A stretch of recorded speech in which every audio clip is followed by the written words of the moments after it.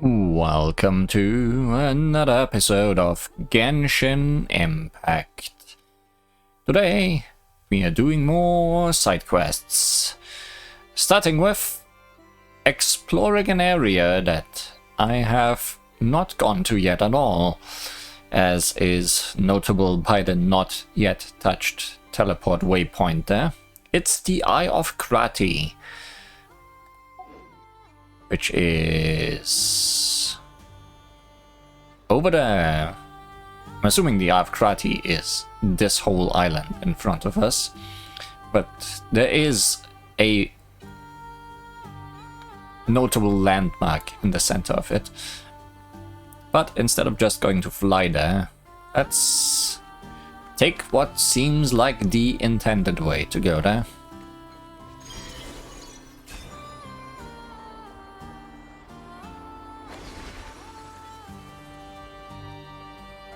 Which may or may not include getting some chests on the way.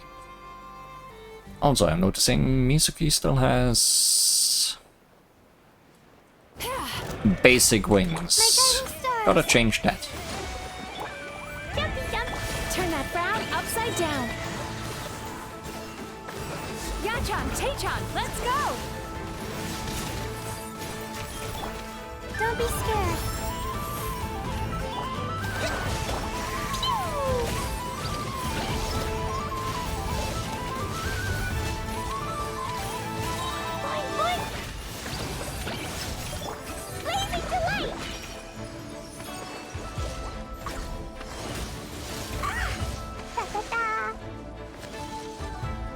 Time to relax. Getting dice. Not very relaxing, this fight. Allow me. Billowing surge.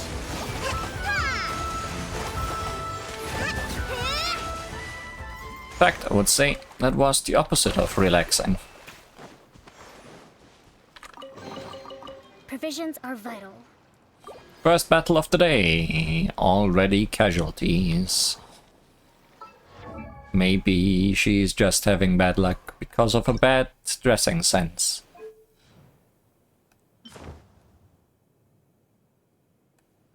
Probably this one, right? Purple on purple. On purple. Is this battle gonna go any better? It's a squid. Rebuild my guiding stars. Turn that frown upside Oh, down. I should have healed you first. A bit more than... Sweet dreams. Not just send you in unhealed. Mine's a command. Dumpy dumpy go. Pew! Not now. Blow them all up.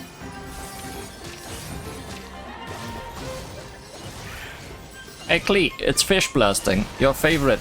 Woo! My guiding stars. Dumpy dumpy go.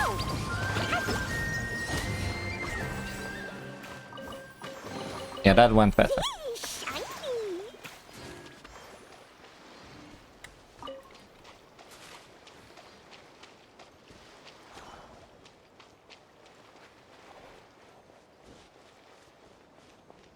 Well, this island has all sorts of crab. Big crab, small crab, hermit crab, question mark.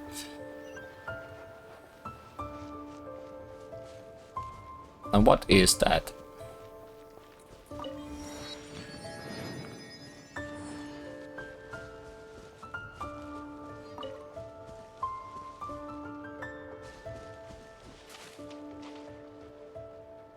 Is that a tree? Looks more like a crystal, but it's not glowing at all. I don't think I would call it a tree or a crystal. Maybe. It's nice, man. Can tell us more about it.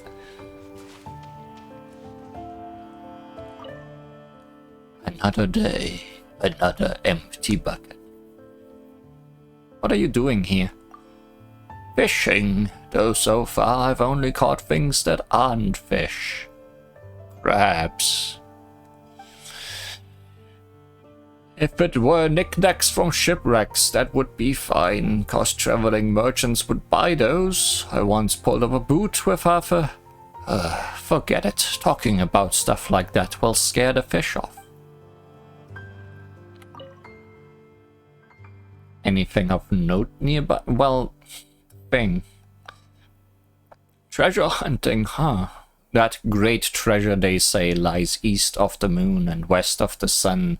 Doesn't take much to know this isn't the place to find it. We've heard that phrase before.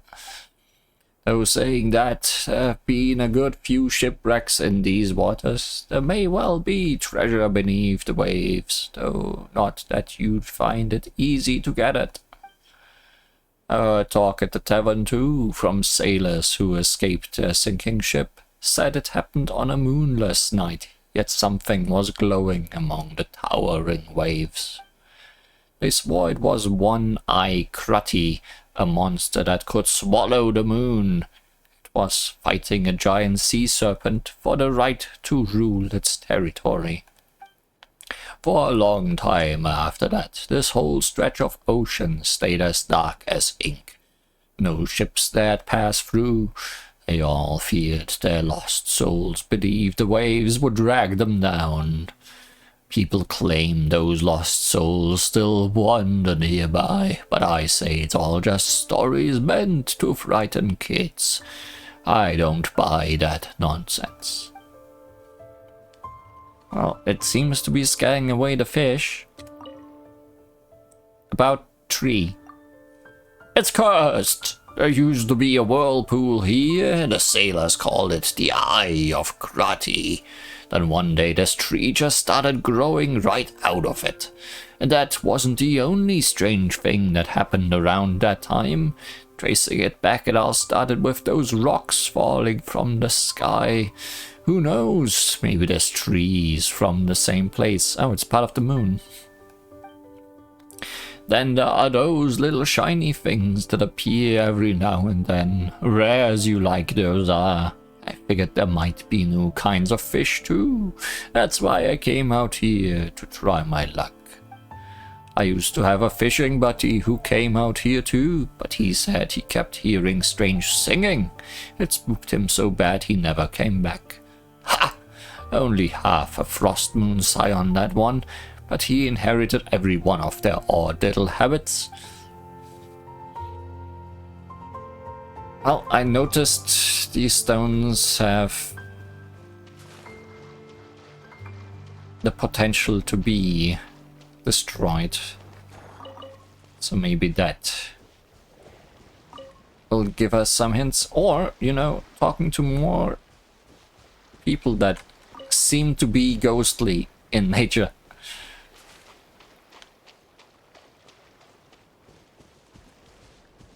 Proof of the cognoscenti. Captain of the Atlas. I think you shipwrecked. And may have died. It did end for you like that. I'm sorry to be a bearer of bad news, but your ship's kinda done with. Let's just look at the book and not the person. Or look at the book through the person. Water-stained nautical records. The wind and waves are calm today, and the ship is making steady progress. For the moment, everything is normal. We should reach port in 20 days. Everyone's in good spirits. Well, apart from a few new shore huggers found slacking off and gambling down in the cargo hold. Lovisa caught them red-handed. If Hark hadn't intervened, she'd have cracked their heads open like eggshells. Hopefully they'll learn a lesson from it. The shield of a shield maiden isn't just some mantelpiece. In the end, they were docked 3 evenings' rations and ordered to scrub the deck for 3 days straight. The morning fog was thick, with visibility down to less than 10 chains. It didn't begin clearing until midday. We encountered a ship from the north, made of metal and sitting low in the water. She looked like a big one. Grettir decided to draw us near and say hello. After negotiations, both sides came to a satisfactory agreement. While we were there, something unexpected happened. Lovisa was visiting their captain when she smashed a hole in the deck and uncovered a hidden compartment. Inside was the legendary proof of the cognoscenti, though I've not the foggiest how a feather is supposed to lead us to some great treasure. We've almost arrived at those notorious waters. There's something not quite right about these winds, and the waves grow ever more turbulent. Everyone on deck needs to stay alert. We've given wine and bread to the sea, but Grettir is still worried, so he made an offering of Mora, and even some iron coins. Though where they came from is beyond me. Hopefully, it's enough to guarantee safe passage. Probably led astray by the wind and waves. There appears to be no few ships that don't belong here following this treacherous route. We discovered a long plume ibis on the stern deck, dead. This isn't a good sign. It sure isn't. So the next piece of the cognoscenti seems to be a feather. Which are the ones we have already? It was a mask and a cup, right? I'm starting to notice a pattern among these. Yeah, it's a mask and a cup. And a feather.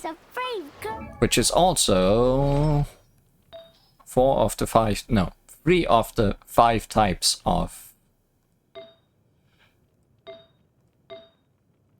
artifacts. So a mask would be among the circlets, the cup would be a goblet, and the feather would be a plume. So we still need sands and the flower. I thought there's only 4 of them, but maybe I'm wrong. Today, I found a really weird-looking lizard. Want me to show it to you?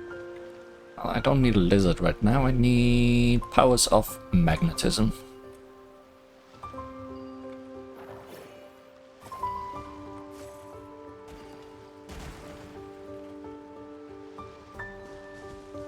What's with all the mist? Never go into the mist, Paimon. That isn't very inviting. Like a ship sailing in the fog. Yuan, do you feel okay? Paimon's getting a little dizzy over here. Huh, Paimon thinks she just heard someone talking. Whispers beneath the wave. Found our quest, and it is east of the moon, west of the sun. You discover a strange tree at the Eye of Krati. I think the tree is not what we discovered. Bombs, so heavy.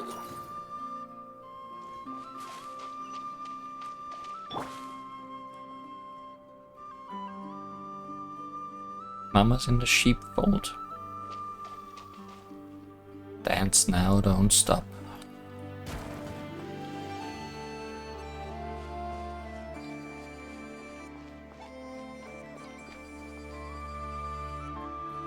Salomea, where are you? Oh, looking for your daughters, perhaps.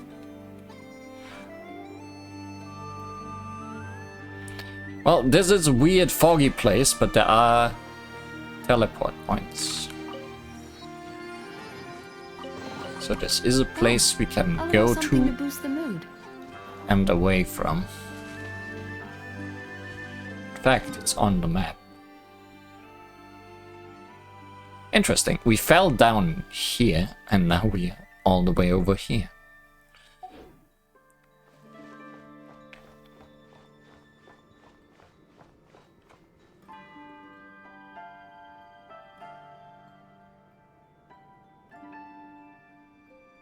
Who? Which of the two has become a monster? Goodbye. More logs, more ships. I found an awesome new job. It's not like I've never worked as a private tutor before, but Nod-Krai's upper-class families, well, you know what they're like. But Miss Salme is totally different. Every gesture of hers radiates the elegance of true nobility, though her elder twin sister, Salomea, is a bit more mischievous. But what child doesn't love pranks at her age? I do hope they'll grow closer, to see these young ladies blossom into perfect gentlewomen. Why, it would be my greatest pride. When I was tucking the two darlings into bed, they begged me to sing Mama in the Sheepfold for them.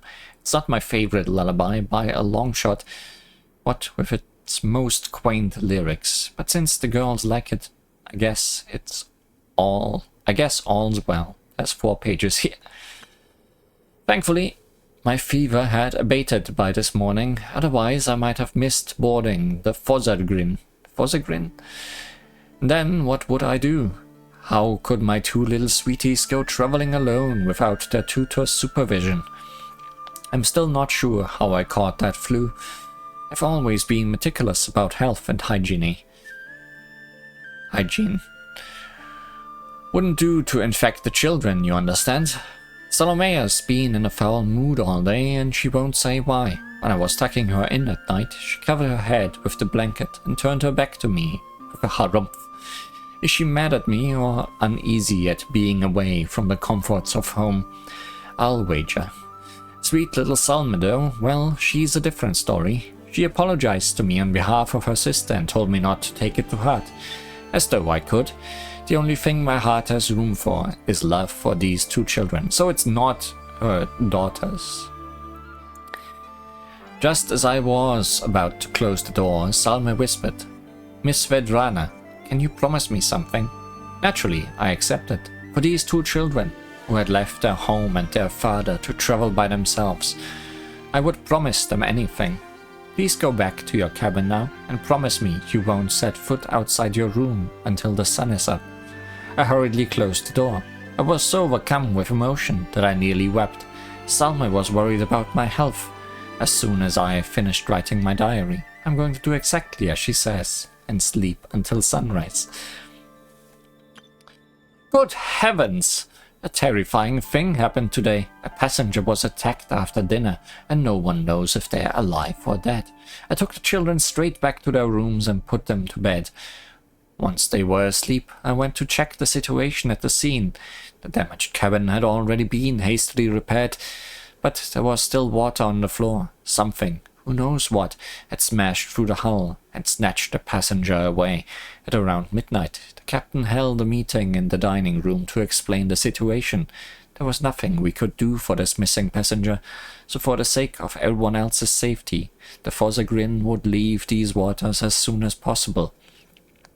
I went back to check on the children. Their cabin sits toward the center of the ship, so as long as they didn't leave, they would be safe from whatever lurked outside. Perhaps due to worry, I hardly slept a wink. I got up to check on the children, only to discover they weren't in bed. My heart seemed to stop for a moment. I ran up to the deck to find the chief mate, and had him inform the captain. He gave me a very peculiar look, as though he thought I were insane. Not that I cared how he viewed me. All I could think of was the children's safety. So the children are the monsters. After about 10 minutes, the captain arrived. His tone was reassuring as he told me he was organizing a search. He assured me the children must have gotten curious and decided to explore the ship.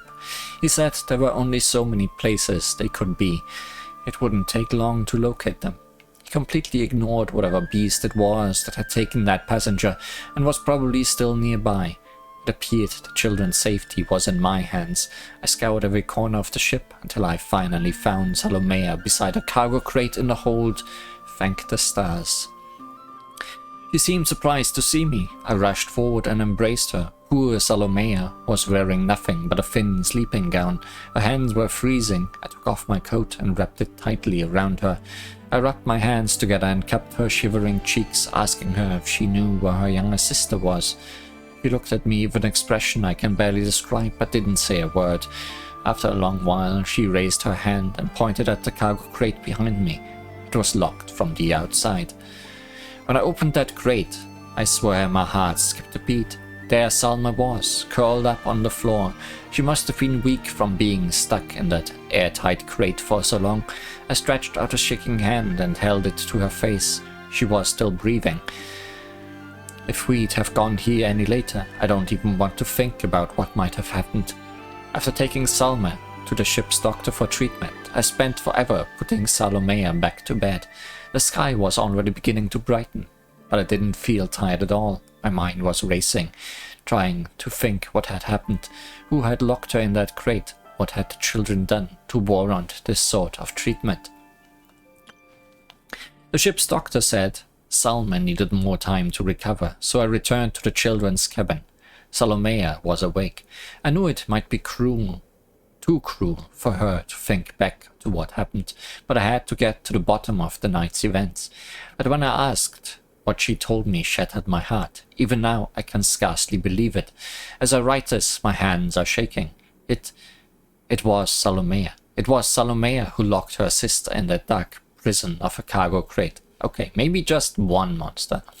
This wasn't just some prank. This was something far worse. She had to be punished. No matter what else may have happened, nothing could ever justify doing something so horrifying. Salomea cried as she begged me to forgive her. She said if she hadn't done what she did, Salma would have left her. She claimed that Salma was the child of a fae. Then she wanted to return to the world of her people. The monster that took the passenger was probably Salma's kin. Nonsense. Utter blather. There can be no doubt that Salma is a human child, no different from Salomea. Though, there are not fae. Are there not fae that can transform? A terrifying doubt took root in my heart. Before I tore it open, I discarded it. Salomea's impressionable mind must have been affected by reading unsuitable stories, just like that lullaby, Mama in the Sheepfold. Even now, I vacillate. Should I pen a letter to the children's father, informing him of Salomea's wicked deed? I cannot say what doing so would mean for the girl. There is no time left to write today. I shall decide what to do tomorrow.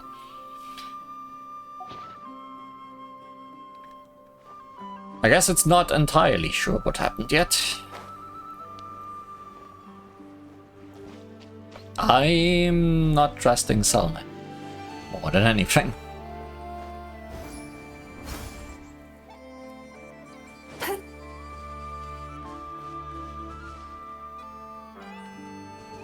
Okay.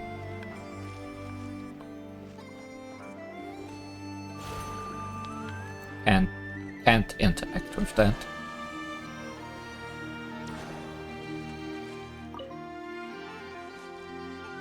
Can interact with whatever that is.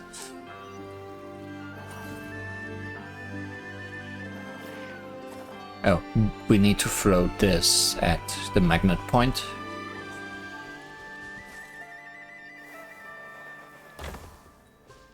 Sure. That's where we came from. Oh, a little something to boost the mood.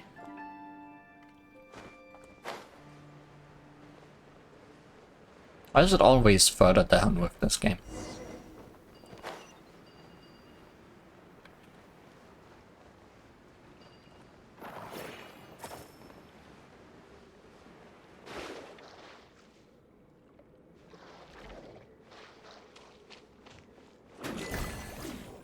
Tide turns. I had a feeling that would steal my thing. But I thought I had passed through. As the tide turns, just say, thing stole your thing. It's time for the tides to retreat. It doesn't tell me anything. Okay.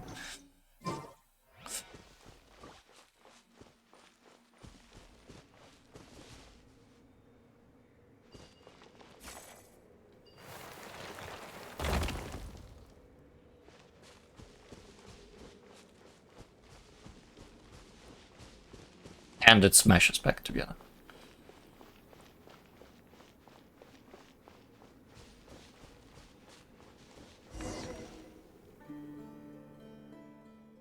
Wow, there's a bunch of those shiny little things we saw earlier. Wait, where are we anyway? Are we like beneath the weird tree? Could it be we've circled right around, right under that weird tree? And those green things? What even are they? Thanks, Paimon, for, as always, agreeing.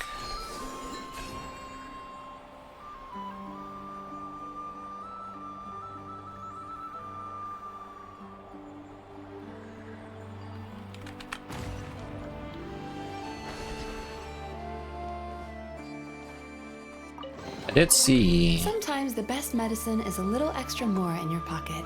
Oculus here. And also, another chest.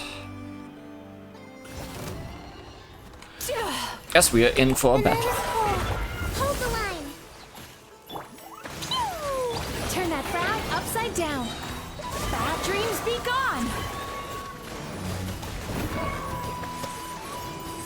Don't be scared.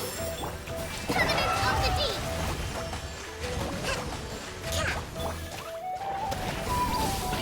La la la. It was an accident. Oh, these things like to destroy me. My guiding stars. Don't Rest and rebuild. just switch like that.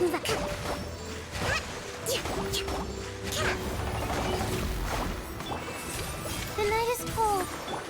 Boing, boing, boom! Cold, mine to command. Allow me. Sweet dreams. Yachan, Taechan, let's go. Not now. Pew! Da da da. Hold the line. My guiding stars. Boing, boing, boom! Sparks and splash!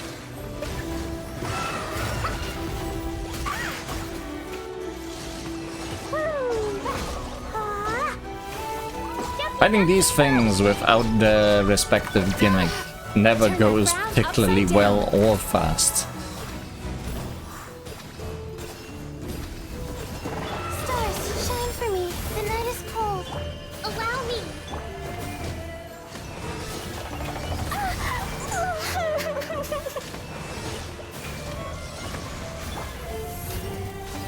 Sweet dreams. Surely it's gotta die now. Surely. Soon. Any moment now.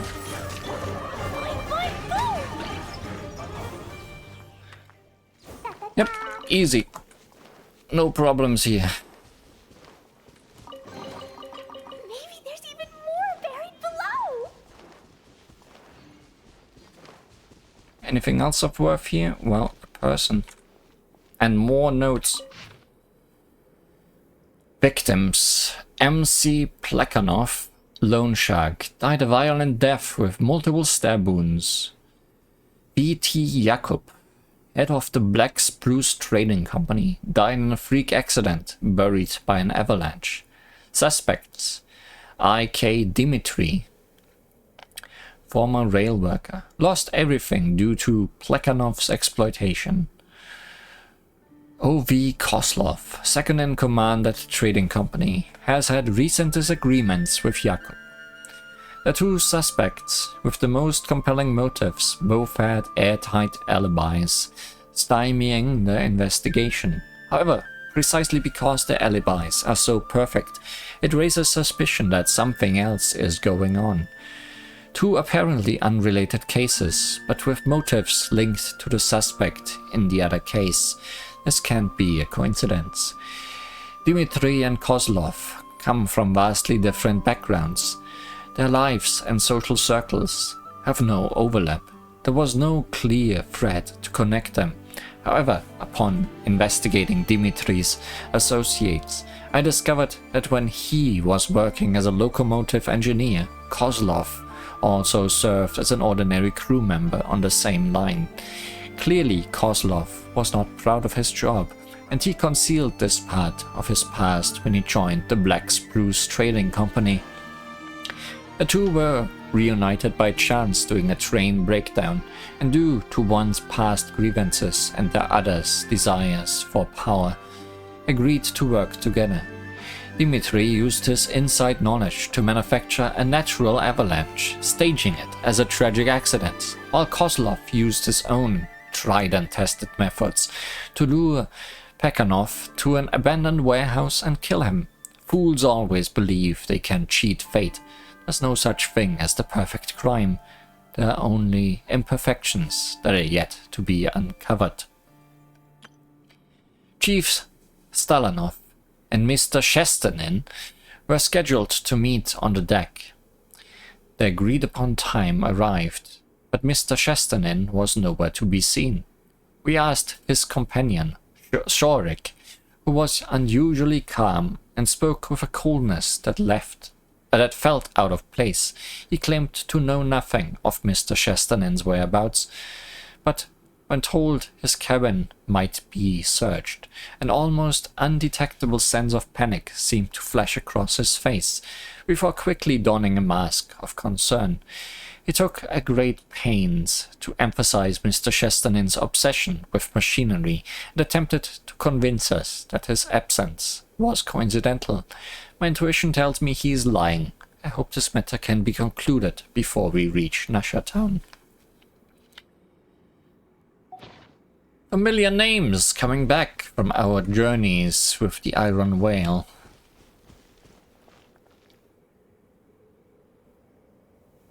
Oh, the father of the twins.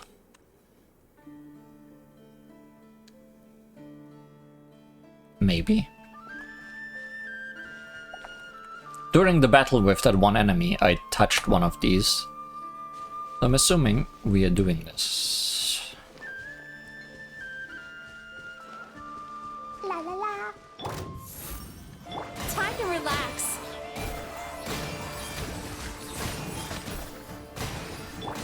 Yep, very relaxing. Definitely doing damage to these slimes. Woo. Maybe there's even more buried below. Okay, let's get back up here.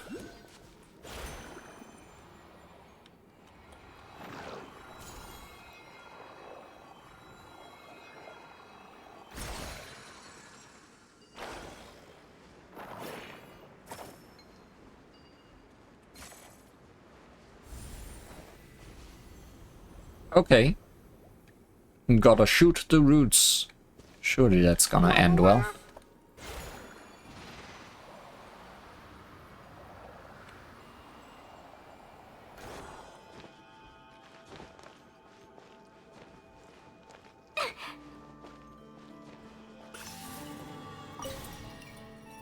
Where do you go?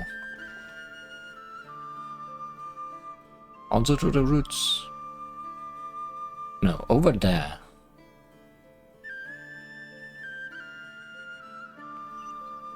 Okay, I see.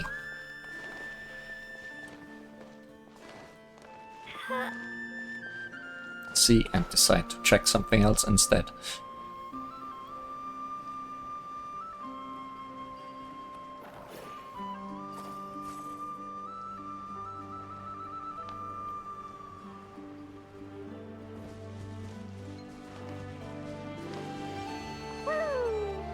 We need to find more of these wisps, then, is what you are saying. Well, I'm seeing at least one more. Probably need a third? No, there is already one there.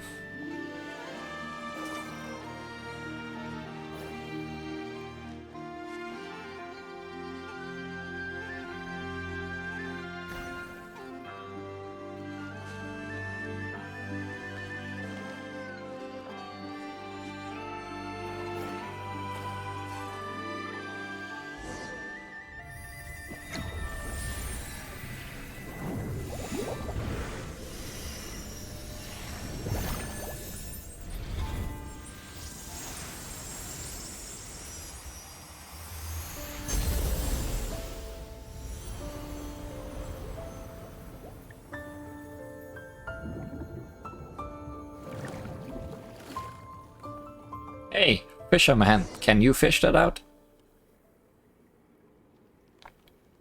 Let's head back to the surface and see what's going on. Well, now we have things to throw at those destructible pillars up top. So nothing else down here, and no easy way out aside from teleporting.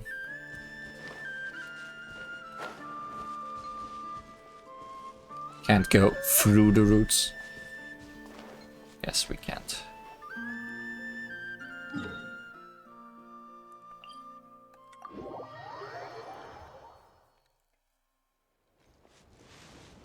La la la. Let's see if the old man has anything new to say.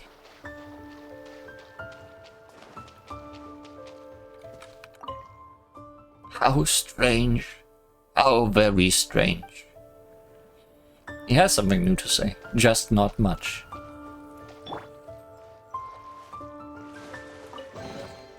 Wow. This feather. I don't feel so... Now that's strange. Did you see that? The tree just lit up all of a sudden, and these little things. Too bad they are not fish. So that thing in the center must be its root, huh? Paimon doesn't understand how it works, but now that it's all shiny, it looks way better than when it was dull.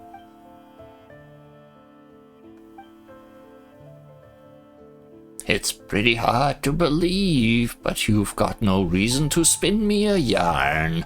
Looks like that fishing buddy of mine, that half-frost moon scion, was right after all. But so what? They are just remnants of the past. Whatever they sing or say, it's not gonna stop us living folks from catching living fish. Anyway, you folks are treasure hunters, aren't you? That thing you picked up earlier. This is the proof of the cognoscenti. It looks like an ordinary feather. A trader I know once said that if you collect the proofs of the cognoscenti, you'll uncover that great treasure east of the moon and west of the sun. Who knows if it's true? Has anybody actually said how many there are? Still, a lot of treasure hunters seem to believe the stories. They're all rushing after it like crazy. Well, it's treasure after all. If you ask Paimon, she's kinda curious too. If I were 20 years younger, even then I'd still be out here fishing. That said, another day, another empty bucket.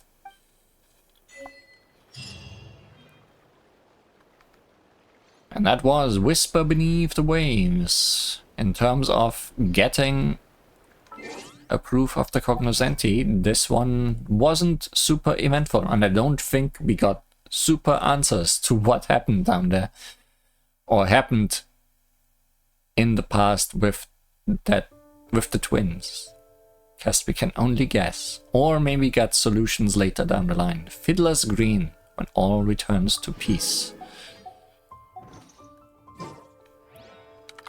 Let's look at that feather and the story attached to it.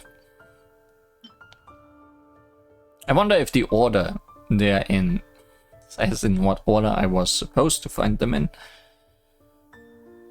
But also it's the order they have on the artifact menu. So there should be something in between here. The sands. And the flower before it. A feather as dark as night. It is said to be a keepsake from Reed Miller, the founder of the treasure hoarders. Cognoscenti's feather. Back then, the pitch-dark, muddy currents had not yet crept into the barren tundra, and even the poor and lowly could sleep peacefully, protected by the noble fae. Life of dull toil, lived without dreams, cannot be termed as suffering at all. Everyone was assured a small reward for their labor, enough to stay warm. For the Tsar of all Snezhnaya had a merciful heart as vast as the icy sea, and was generous even to the small and short-lived. Tsar? No Tsaritsa yet. Besides, the noble princess understood, not princess, a noble princess understood the ancient wisdom that living in unbridled luxury could corrupt fragile mortal souls. Hence, they alone would not struggle amidst hunger and cold, for it was they who had to bear the sin of fullness for the sake of the people. Such compassionate wisdom, what paragons of virtue! The nobles and commoners alike sang praises to their ruler's holy name. Praise unto the master of all Fae, who, like a stern father, had painstakingly established a hierarchical system of governance for all beings living through hardship. But just as the pure white light casts deep shadows, the nobles' good intentions were often lost on the foolish, and wherever a high wall was built to guard a treasure, those covetous of heart would always be tempted to steal it. The days before the dark torrent that swallowed up all life arrived, the master of Elysium and ravens barged into the theatre of history. His name was Reed Miller, the man who would become the master thief, renowned across the nations. No one knew where this master thief had come from, just as no one could uncover his true nature, hidden beneath the endless lies he spun. Perhaps to mock those dressed in the sacred white, or perhaps to rouse those living in festering hunger, poverty and resentment, the man raised the emblem of the Black Raven. He gathered the forsaken and the despised, and preached bold blasphemies to the first band of treasure hoarders.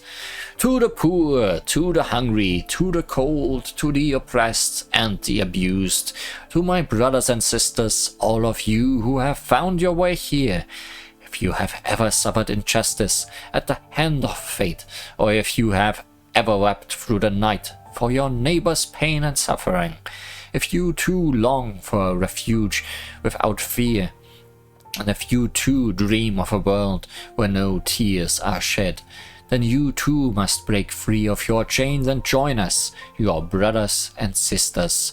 Let the dread bury the dead and rise to build an Elysium for the hungry and the poor on the wealth of the high and haughty. Such a Robin Hood. But today's treasure hoarders don't really seem to follow quite in his teachings anymore. Is there gonna be a chest in all of these? Because if yes, then it's gonna be quite a few.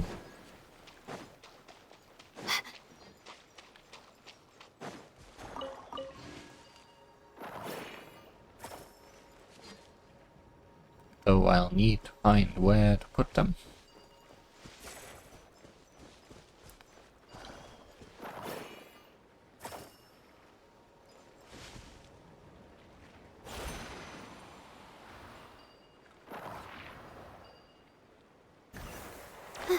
There might be a chest in each of these. Each of them will have 2 primal gems.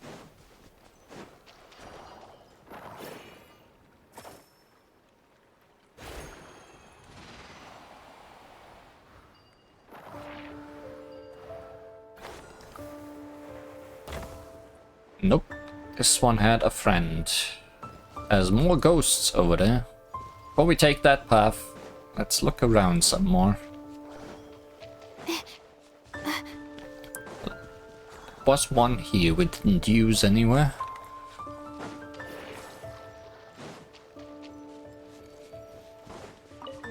Not entirely sure if there will be a use for each and every one of them.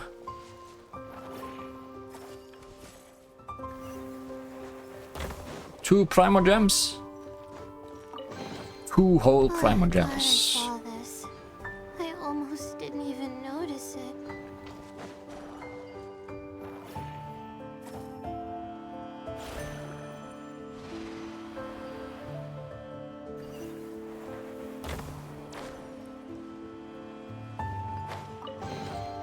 Oh, glad I saw this. I almost didn't even notice it. It is more throwable things, but not necessarily things to throw them at. Are we fighting another gift? Gift? Big thing for a gift. Gift thing for a big. Stars. Oh, my... Dumpy, dumpy, dumpy. Bad dreams be gone.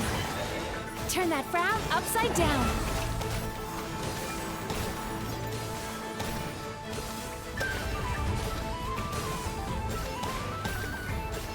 The night is cold.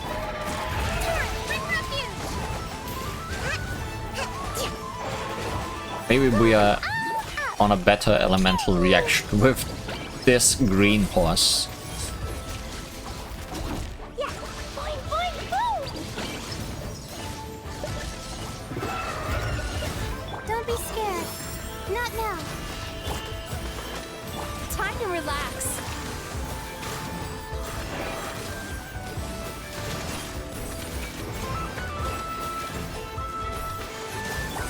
My guiding star. Dumpy, dumpy, dumpy. Cast your worries to the wind. Turn that frown upside down.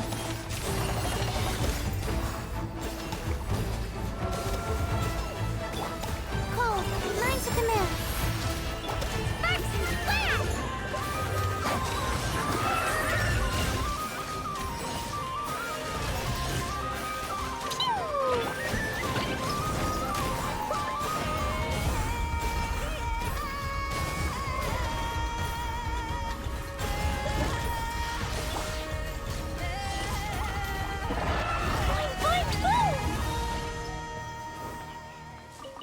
No problems whatsoever.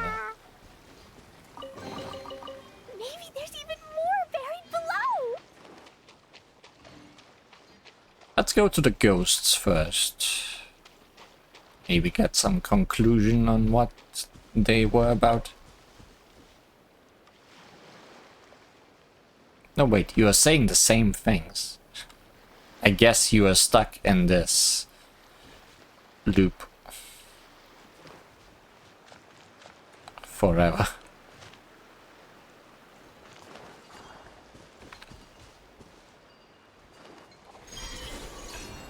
Wrong direction.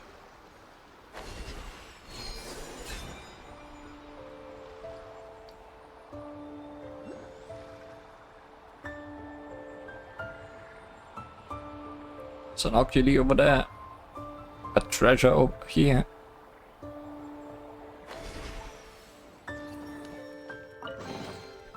Yay, shiny.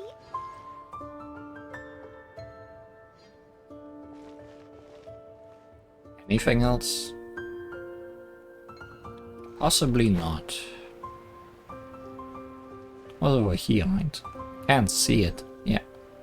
I know, I can see it.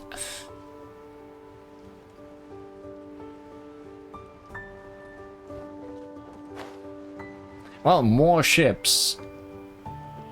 Found the end here. Any logs?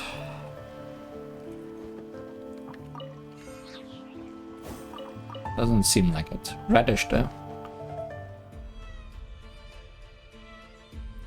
Before we make our way to the next quest, which is on the far left of the Kuvaki Experimental Design Bureau, where there is more yet untouched teleport points. Let's give the Fatui a look. Because this guy has been in the promotional trailers for Nod-Krai a whole bunch, but somehow you kinda never run into him unless you go out of your way to look for him. Or, you know, explore this area a bit more than I have done so far.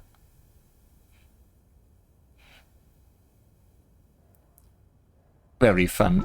Let's ruin his day.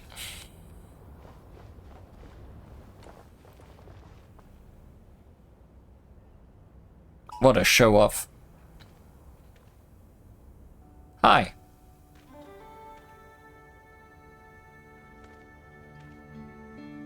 Yes?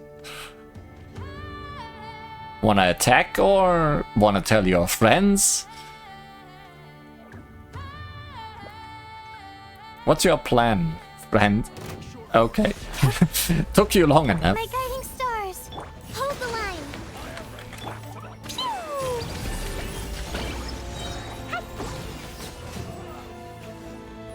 Boing, boing, boing.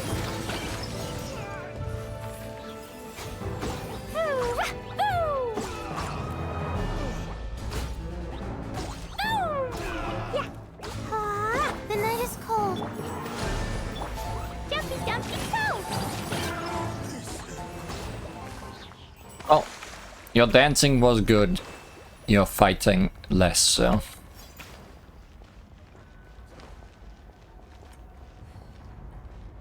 La la la.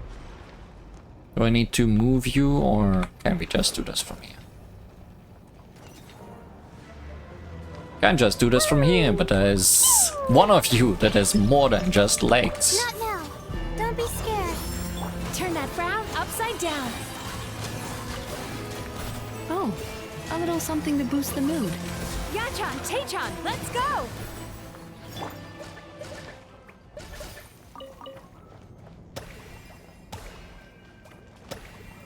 Okay. If this... You can be attacked some more. Because there's people all over this base, I guess. Allow me.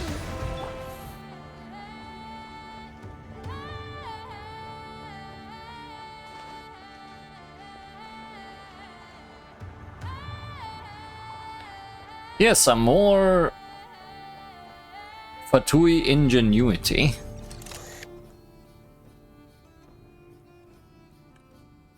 They are very powerful in anything that does not include fighting.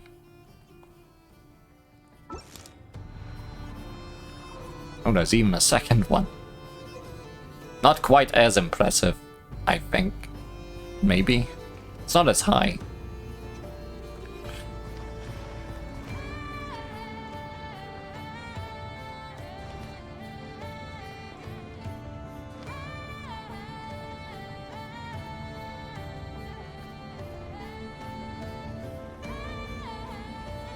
Oh, you guys are back. Am I allowed to play along again?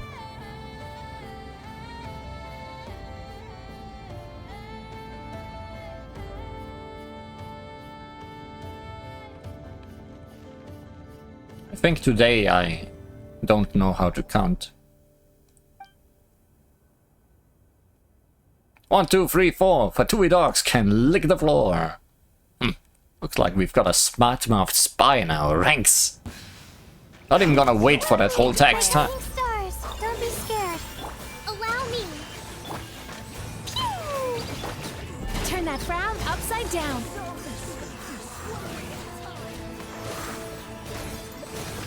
Well, your recruits were not that strong.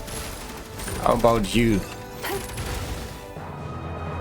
Cool moves. Boing, boing, boing. Yeah.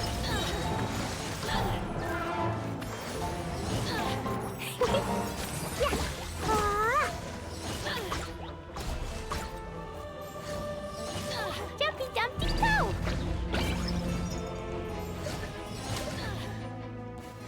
Okay.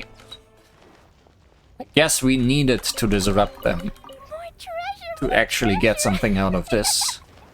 No playing along with the Fatui.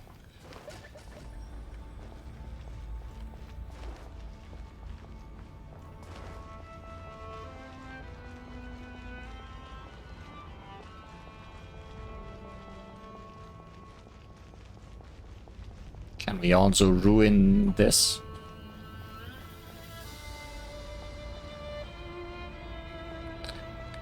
Probably. Following incident T something, operation of the Kuvaki barrier activation terminal now requires the presence of no fewer than 2 certified safety officers, irrespective of operator rank. Whether it's a land cruiser or soldiers something, all are valuable assets of Her Majesty. Non-standard operations have already led to the permanent loss of at least lots of land cruisers and lots of soldiers. As operator DA someone has been placed on indefinite leave pending a disciplinary hearing for gross negligence. Extreme caution is once again stressed to all. I need that card over there.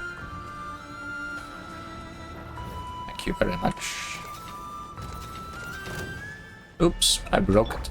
Cole, learn to command. My guiding Oh, stars. not even all of them at once. I was fully expecting that. Yachan, Taechan, let's go! Sweet dreams! Here comes Ken.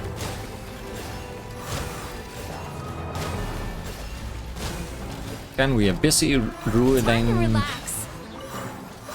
the Fatui. Now the other half comes by. Stars, shine for me. Not now. I can't just pick up the treasure, you know? Is there any reason to fight them? Woo! Bad dreams be gone! Sweet dreams!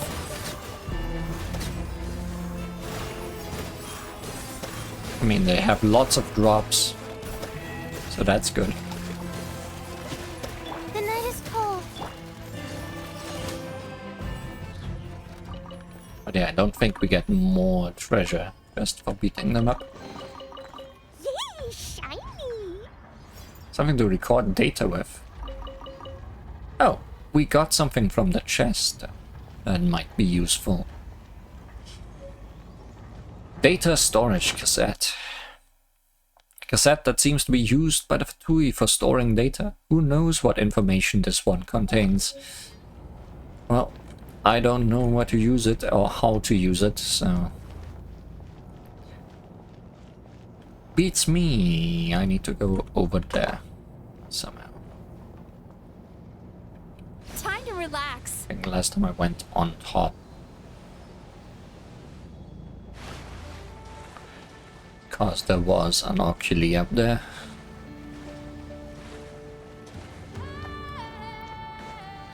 But we can walk and float.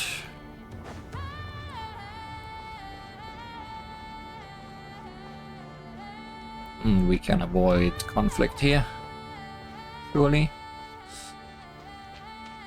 Turn that frown upside down.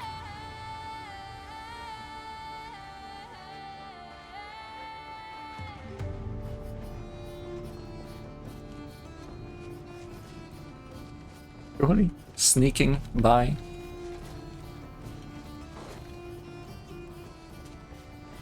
I think we need to get inside here. Do what we are actually here for.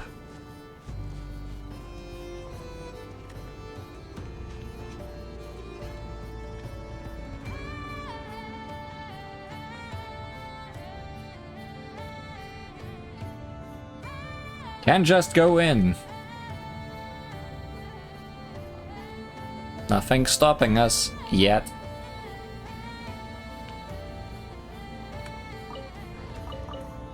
Stole the iron. We can leave again. Oh good, we're going down again.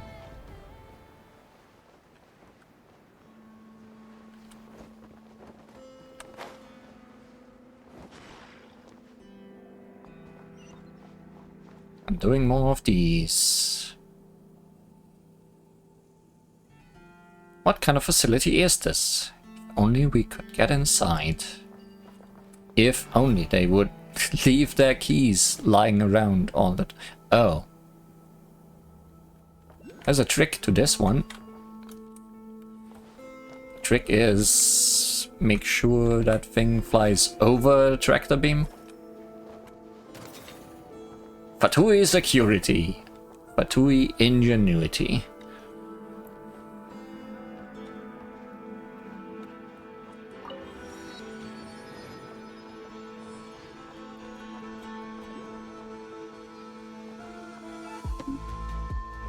What are we dealing with, size-wise? It's not big, this underground area. Although, it might be big vertically. And we might not want to be touched by that. Traps! How come there's no alarm going off? Sometimes Paimon and the staff have to figure their way through all this too. There might be an alarm going off if I actually touch this. Where's the wall? Is it not coming back up? Might be an alarm, or it might just hurt.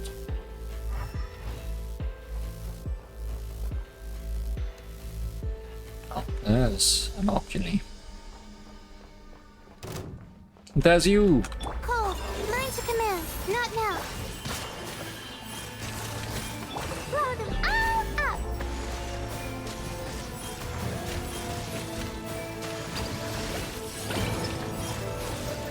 Sweet dreams! Yachan, Taechan, let's go! My guiding stars! Allow me!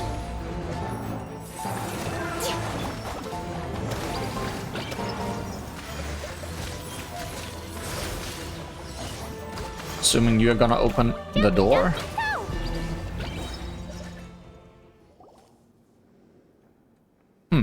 Looks like this door won't open. Paimon's really curious about what's on the other side. Must be an evil experiment going on inside. Evil experiment? If that's the case, the security here is way too lax. Now we've really gotta take a look inside, otherwise it will sit in Paimon's head, like having a belly full of Nod-Krai hot dogs that just won't go down. The door might be locked, but maybe there's another way in. Very obvious other way in. How obvious is getting to that? Very.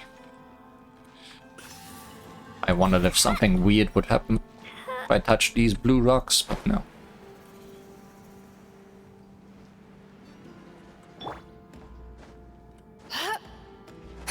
Blue rocks are just blue rocks.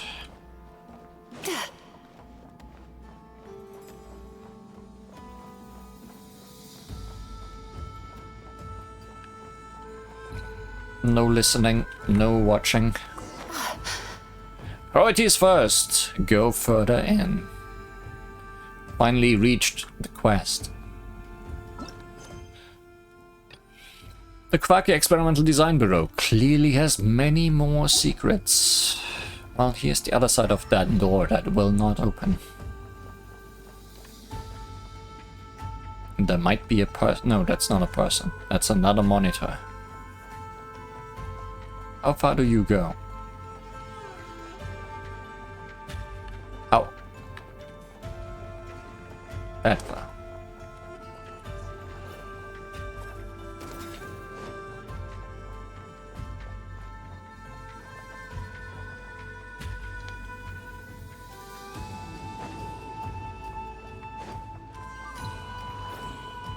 Oh. Oh. Uh-oh. I see. Panic was not the option.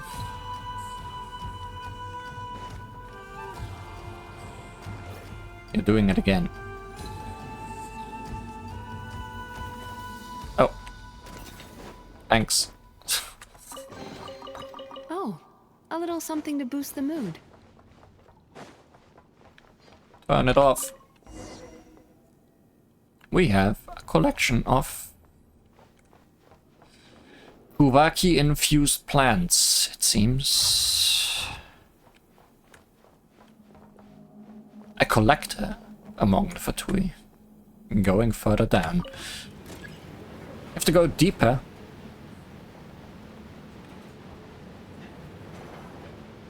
You can never see the sun. You won't know when it's time to clock out. Fatui work forever. Someone left a trail for us. That's not a trap. A trail of money, no less. Are these control rods?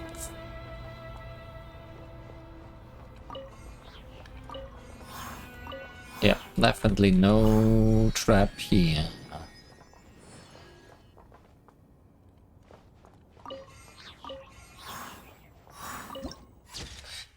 Search. Secret research, not search research.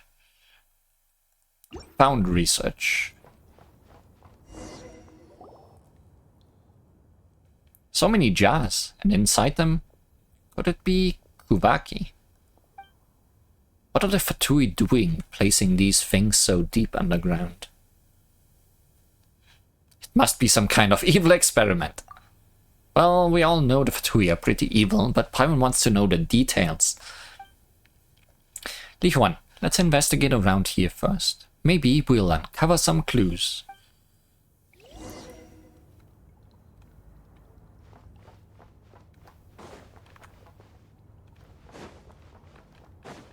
It's quiet in here.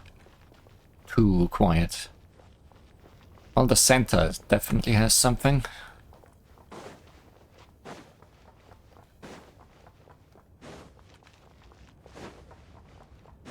Possibly only the center. Notice: to all units and personnel, due to recent increase in suspicious activities around the Design Bureau, Command has decided to raise the alert level effective immediately to ensure the security of military secrets and personal safety.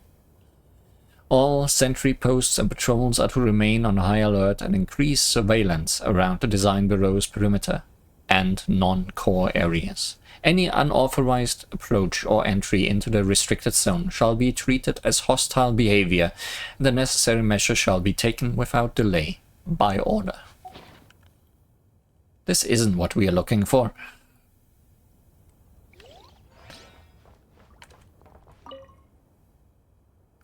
I wonder what's inside. I wouldn't... Oh yeah, okay, no. Looking at it, it is a strange jar.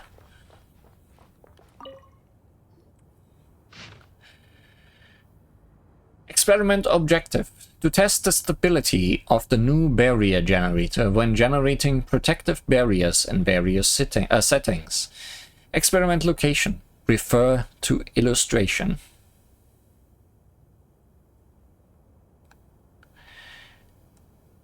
Kuvaki energy harnessing mechanism successfully established. The feasibility of high-density energy barrier generation has been experimentally verified.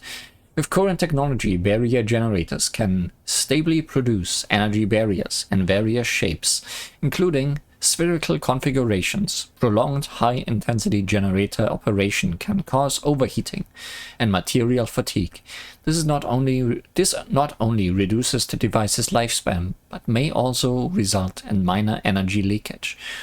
Although currently minimal, the long-term effects are uncertain and could present potential risks. Continued monitoring and attention are advisable. Data must be collected from multiple sources for aggregated analysis to gain further insight. This is also a place where I have not been yet, I think. There is also a untouched teleport point up there. Here I'm not so sure. And here's where we just were. Like we just walked here. We had that weird barrier there and we got an item for it. Looks like some sort of research records.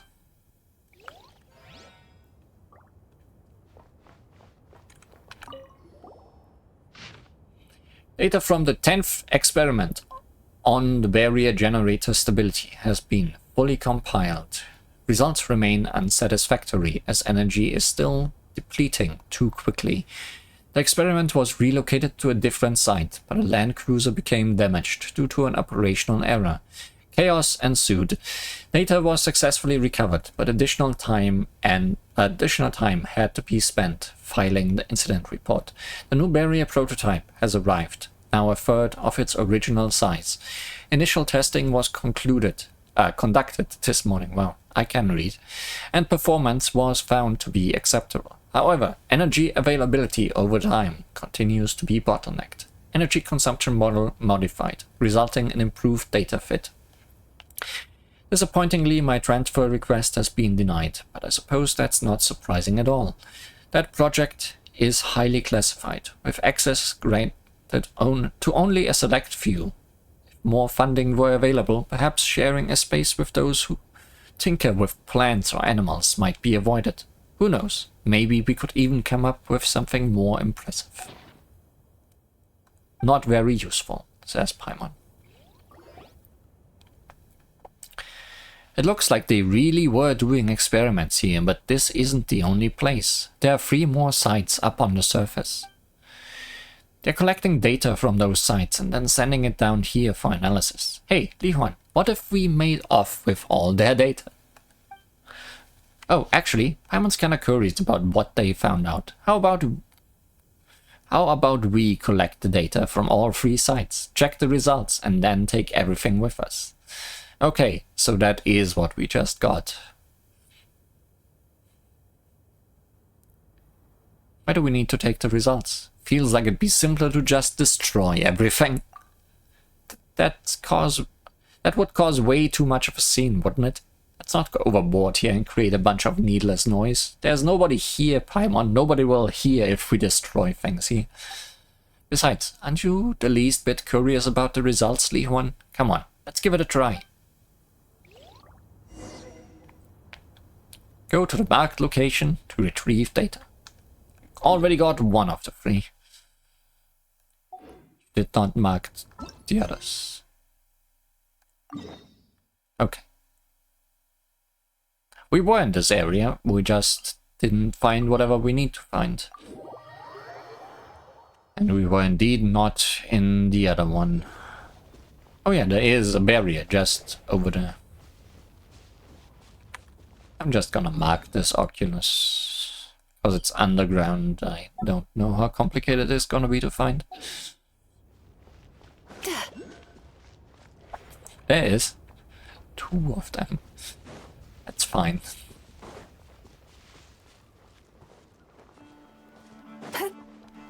So, more robots behind the barrier, I'm assuming. And do that 2 more times. Well, it's not a robot, it's boxes. Okay. What's the trick? I mean, the thing is in there. This will... Oh! Here's the trick. Trick is, we need to go with this guy. Because if we go too far away from him, it's gonna drop our thing and it's gonna teleport back to where it were. Well, I'm glad they are not just all fighting for no reason. Ah, what a nice find. More data storage. And an Evermoon seal. 2 for 1 deal.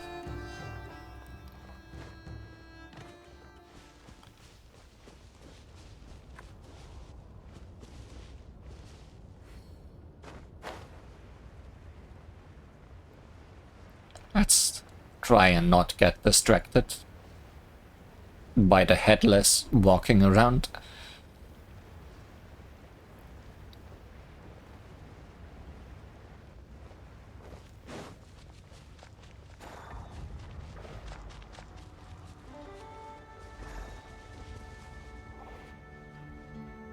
It's very tempting.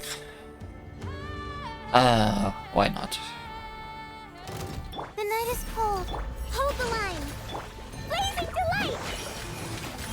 Like if it's right on the way, how can I not get distracted? Turn that frown upside down. Bad dreams be gone. Don't be scared. Rest and rebuild. La la la.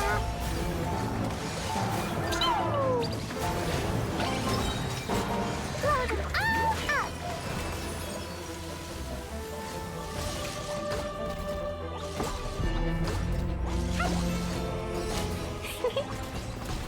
It's not like these battles take as long as fighting those big deer slash horses. Woo! La la la. Da da da.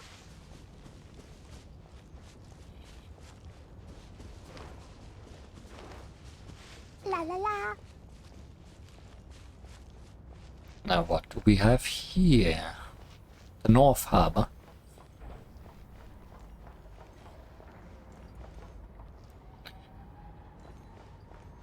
Well, friends. Not now. Allow me. Jumpy jumpy. Time to relax. And to relax is a fun thing to say before you just beat someone to a pulp. Cold. Mine's a command. The night is cold.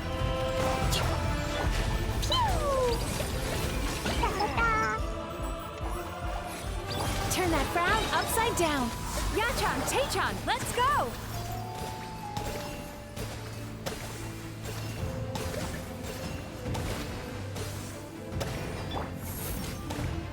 Hold the line.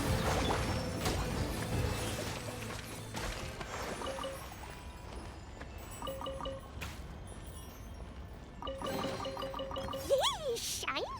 So, where's the teleport point? Up, I guess. Even though it doesn't say it's up.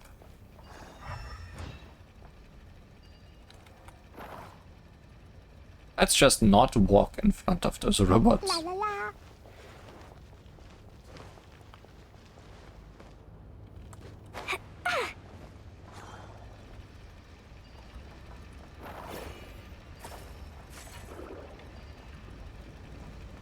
Great.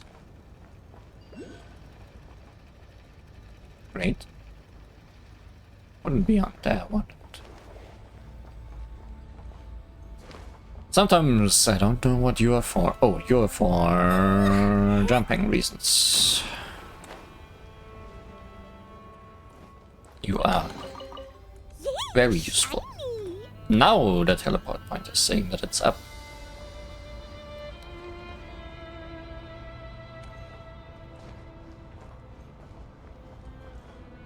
I guess being up here is just for the treasure though, because there's an elevator here. Go really up.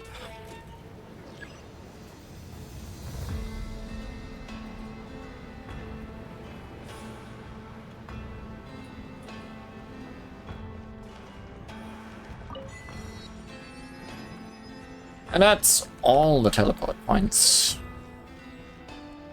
for all the areas currently available.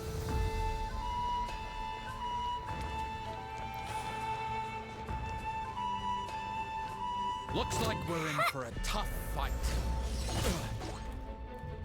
You're lucky that you didn't fall, I guess. Boing, boing, boing. Sweet dreams!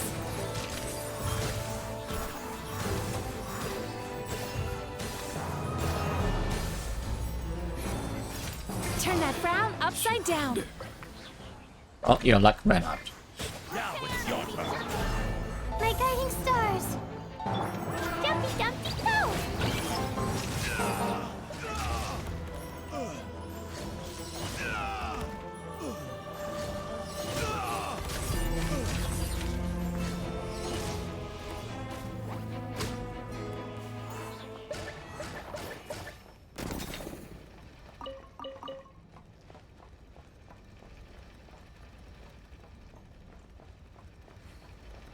Where are we going?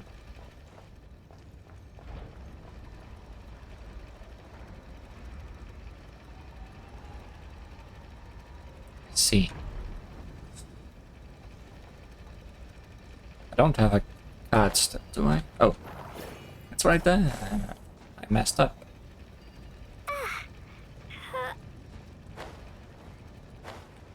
Messed up still.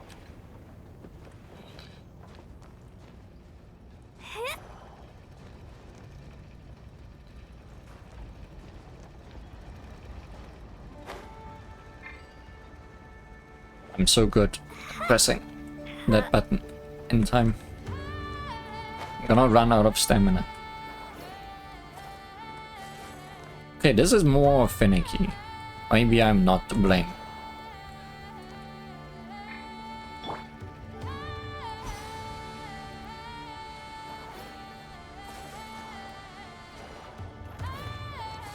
Tried to cheat, and it didn't work.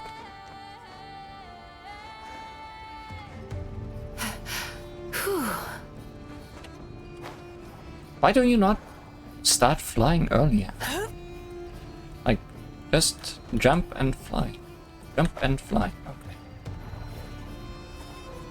Miss.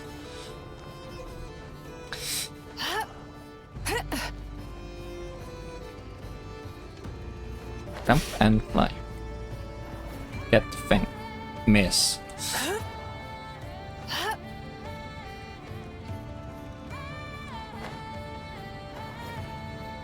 There we go.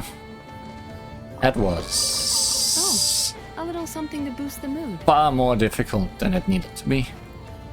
They should have hidden their videotape behind this.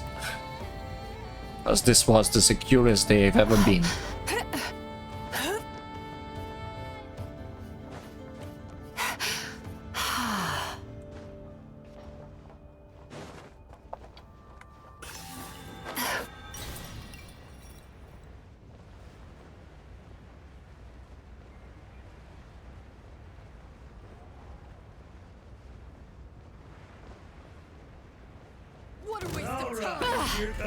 Not now.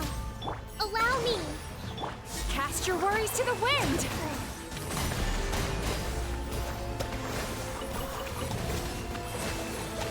Little did you know, I am your worries. The night is cold. Pew! Wanna bomb you in that direction?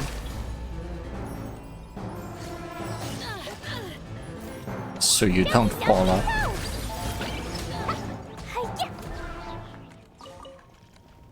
So... Oculi where?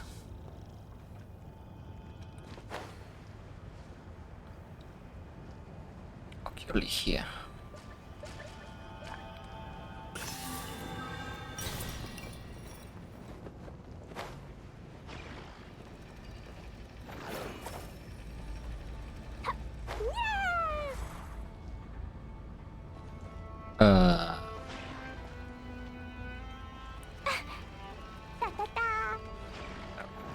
Push you closer.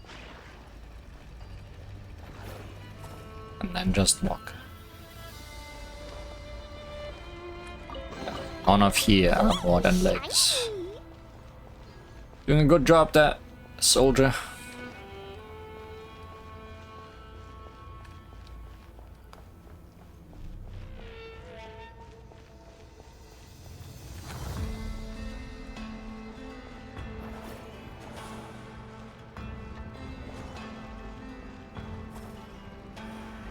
Oh, I have to think. But...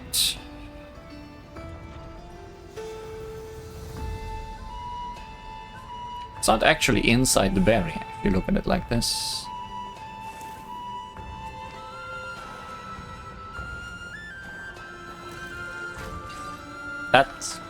That happened. Remarkable. More treasure.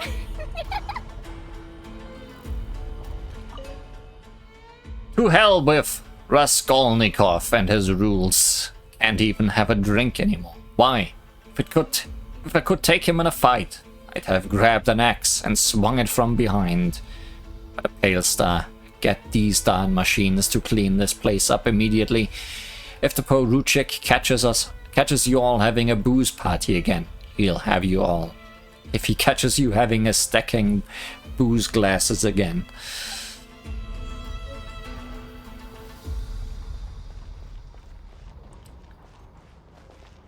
So one of them moves.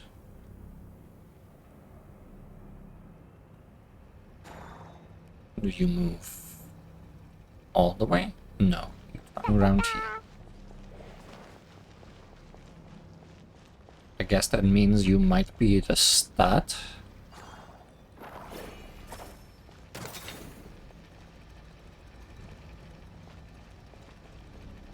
And then we just stick with you until we can't no more.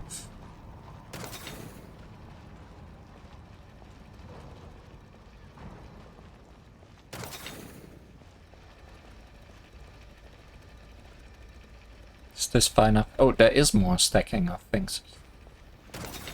And that was enough.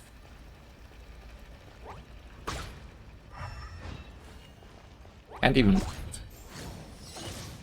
It's very sturdy. They probably just glued them together. Maybe there's even more buried below. That's all 3 sets of data.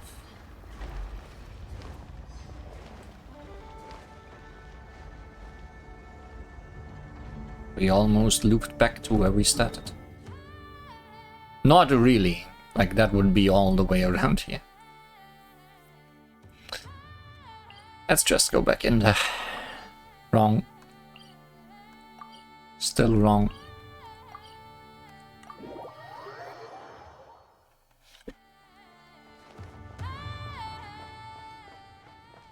Now, what evil things are they doing?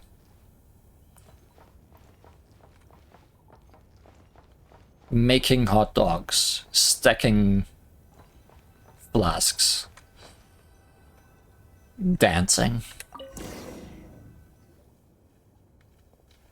We're locked in. This has to be another trap. How are we supposed to get out? Yeah, let's not forget that someone left a trail of money on the way in here.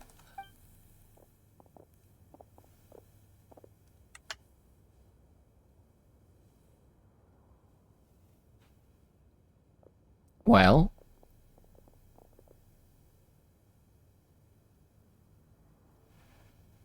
hi.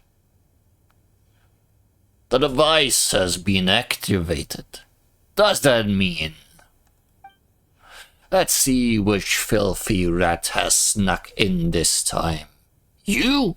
You're the criminals who ruined the experiment site. And now you dare come here? Lichuan, Paimon doesn't feel like a beating right now. Quick, do something about that barrier.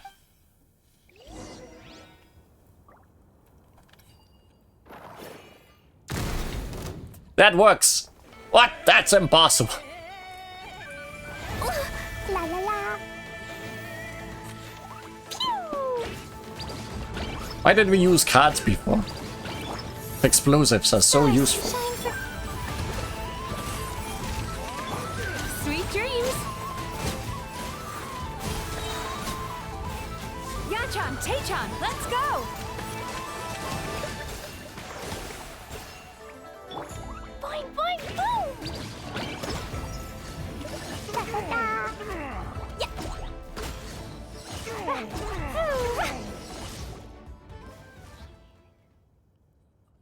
Finally got rid of him, huh? Why isn't the machine showing anything? Don't tell me it got broken during the fight. Or did the Fatui shut it down? Ah, all that, and we still didn't get to see the results. Who? What? Yuan, did you hear that strange sound just now? Paimon thinks it came from that way. What did I just see? Oh, it's on the other side. La la la. Da da da.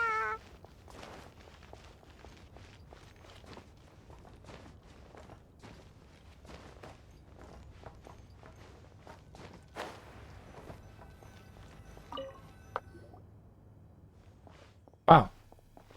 Is that a white weasel thief? Paimon's never seen one that white before.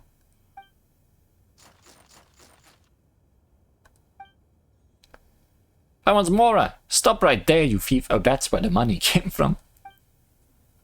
Unable to catch up, you watch helplessly as the white weasel thief runs away. It zipped away just like that. Good thing I didn't lose anything. But Paimon did. Paimon's secret stash. Well, if Paimon ever runs into that weasel thief again, Paimon's gonna make it pay back double. And that's priorities first. Once again, we didn't learn at all what was happening, and surely that weasel thief will be back later.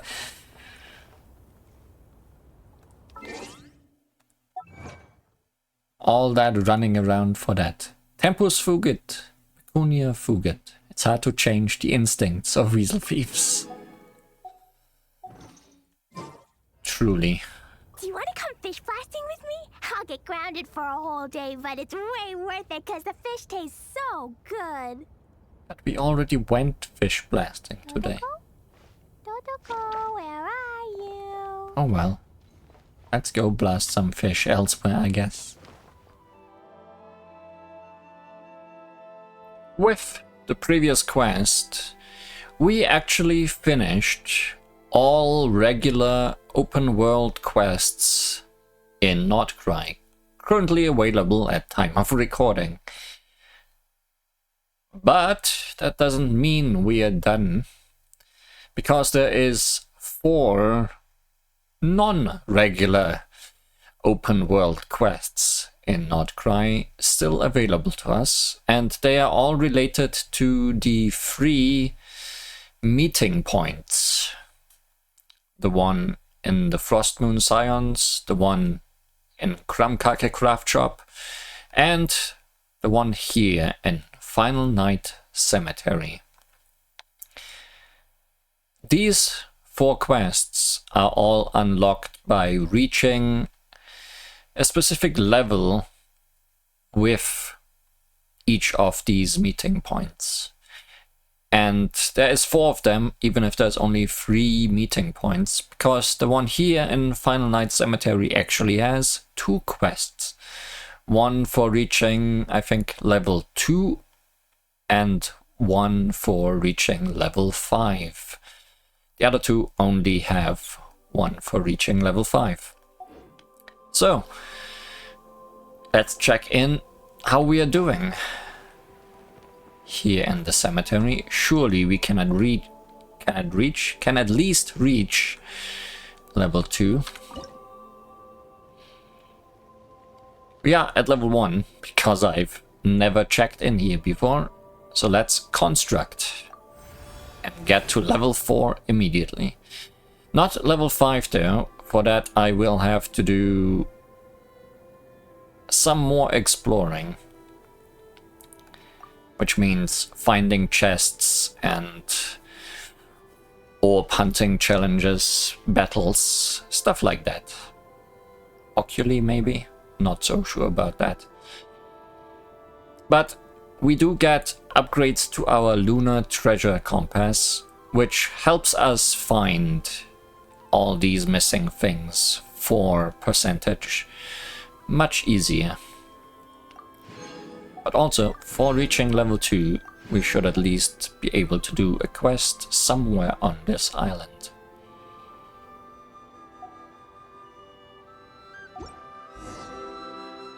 The special sport, Squad's Tale. Talk to the Lost Phantom. There's many Lost Phantoms around. Listen to the ghosts' whispers and retrieve their names.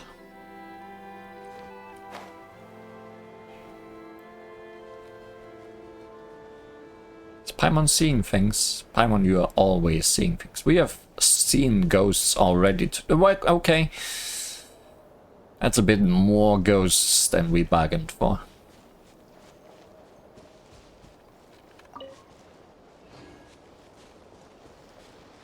Some of them more distinct than others.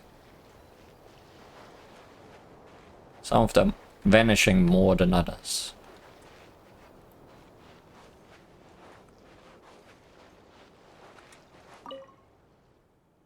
We weren't able to find any survivors. Only shrieking monsters and bodies. What do we do? Where should we go? We can only follow the lighthouse's guidance. But is there anyone else who can show us the way? No, probably not. Operate the lighthouse again. Do we have specific instructions? How to shine the light? Maybe there were some hints in that. Well, okay, you are here, so maybe you have some ideas. Gemstones reflect the light differently in different environments. A gem by candlelight flickers like flame, while a jewel beneath the moon seems like a tear-filled eye. I don't think you are helping. There are 1,000 forms to beauty, and gems are cut 1,000 ways. Such is the complexity of things both elegant and timeless. I'm in the habit of collecting these old gemstones. Some are even from other nations. Feel free to enjoy this collection whenever you please. Being as old as they are, they have lost some of their glow and appear a little turbid. They cannot compare with the brilliant luster of a newly cut stone. I did just steal your music stone. I hope you are fine with that. Do be careful when touching them, so as to not damage them. I've left most of them in their original casing. Truly a collector. Not really sure if I'm seeing any stones. I guess the ones in the box, huh? It's not many. Not a big collection, you got that? But I guess it doesn't need to be big to be worth a lot.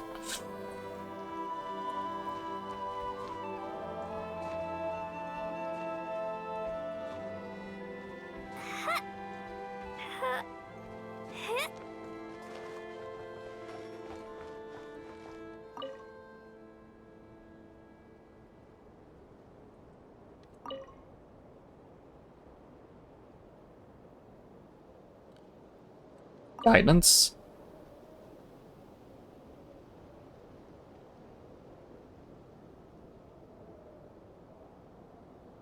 Cleo is a brave girl today. I found a really weird-looking lizard. What?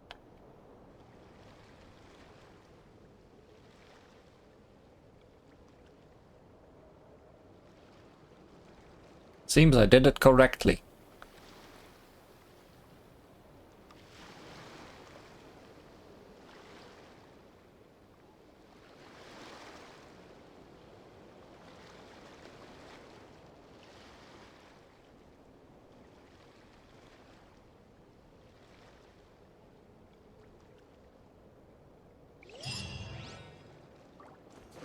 Oh, that will raise my percentage a little bit as well, I'm sure.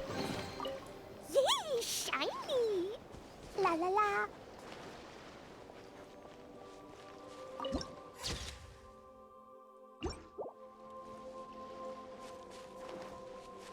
Let's also take a look at what this compass actually looks like. I will obviously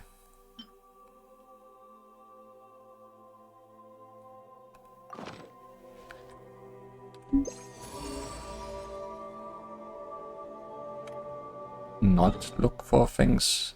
Oh. Okay, there's 2 chests over there. I will not look for things on recording. I will get back to you when I have gotten 90% in this area. And probably also in the other areas. Considering I've never used the compass before, chances are I'm probably not quite at level 90 in any of the 3 areas. Although I'll be pleasantly surprised if it's the case. So, see you in a few seconds, your time, and probably a while my time.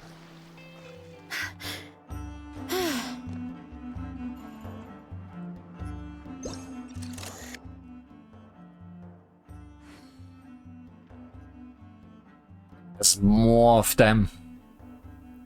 And they're having a battle to the death.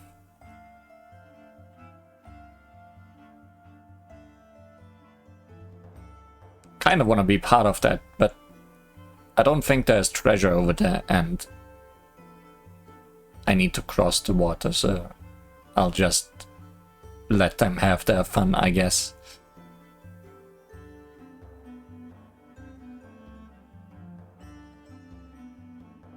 They're dancing 2 different dances. Very advanced Fatui techniques. Well, that wasn't all that bad. all 3 of the meeting points were around 85% when I checked them, and it took only about 70 minutes to gather enough chests around the map to get all of them to 90%. I think I overshot all of them a little bit because I didn't check in time, but I want 100% eventually anyways, so really that doesn't matter too much. Now we have enough to get all of them to level 5 and do their level 5 quests. Let's construct.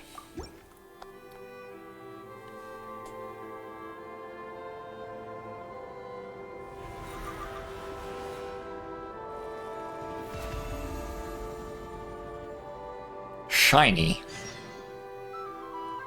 Flintz, you made it! No, we did it. Why, of course. I owe you both my thanks. This lighthouse looks a fair sight better now that it's being maintained. Our pleasure!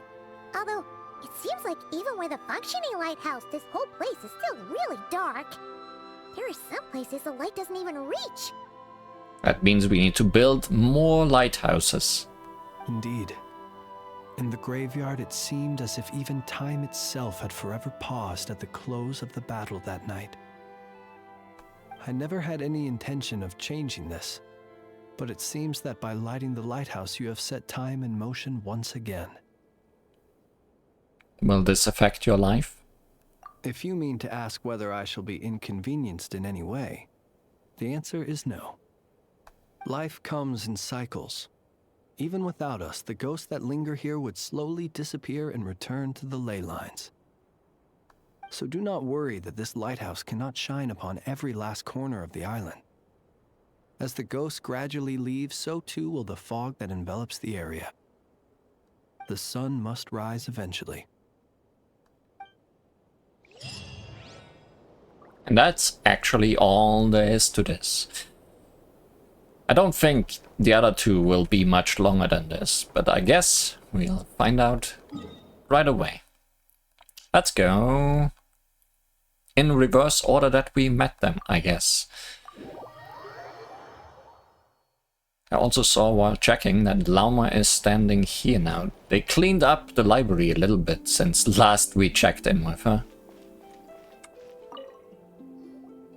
Finally, some progress at last.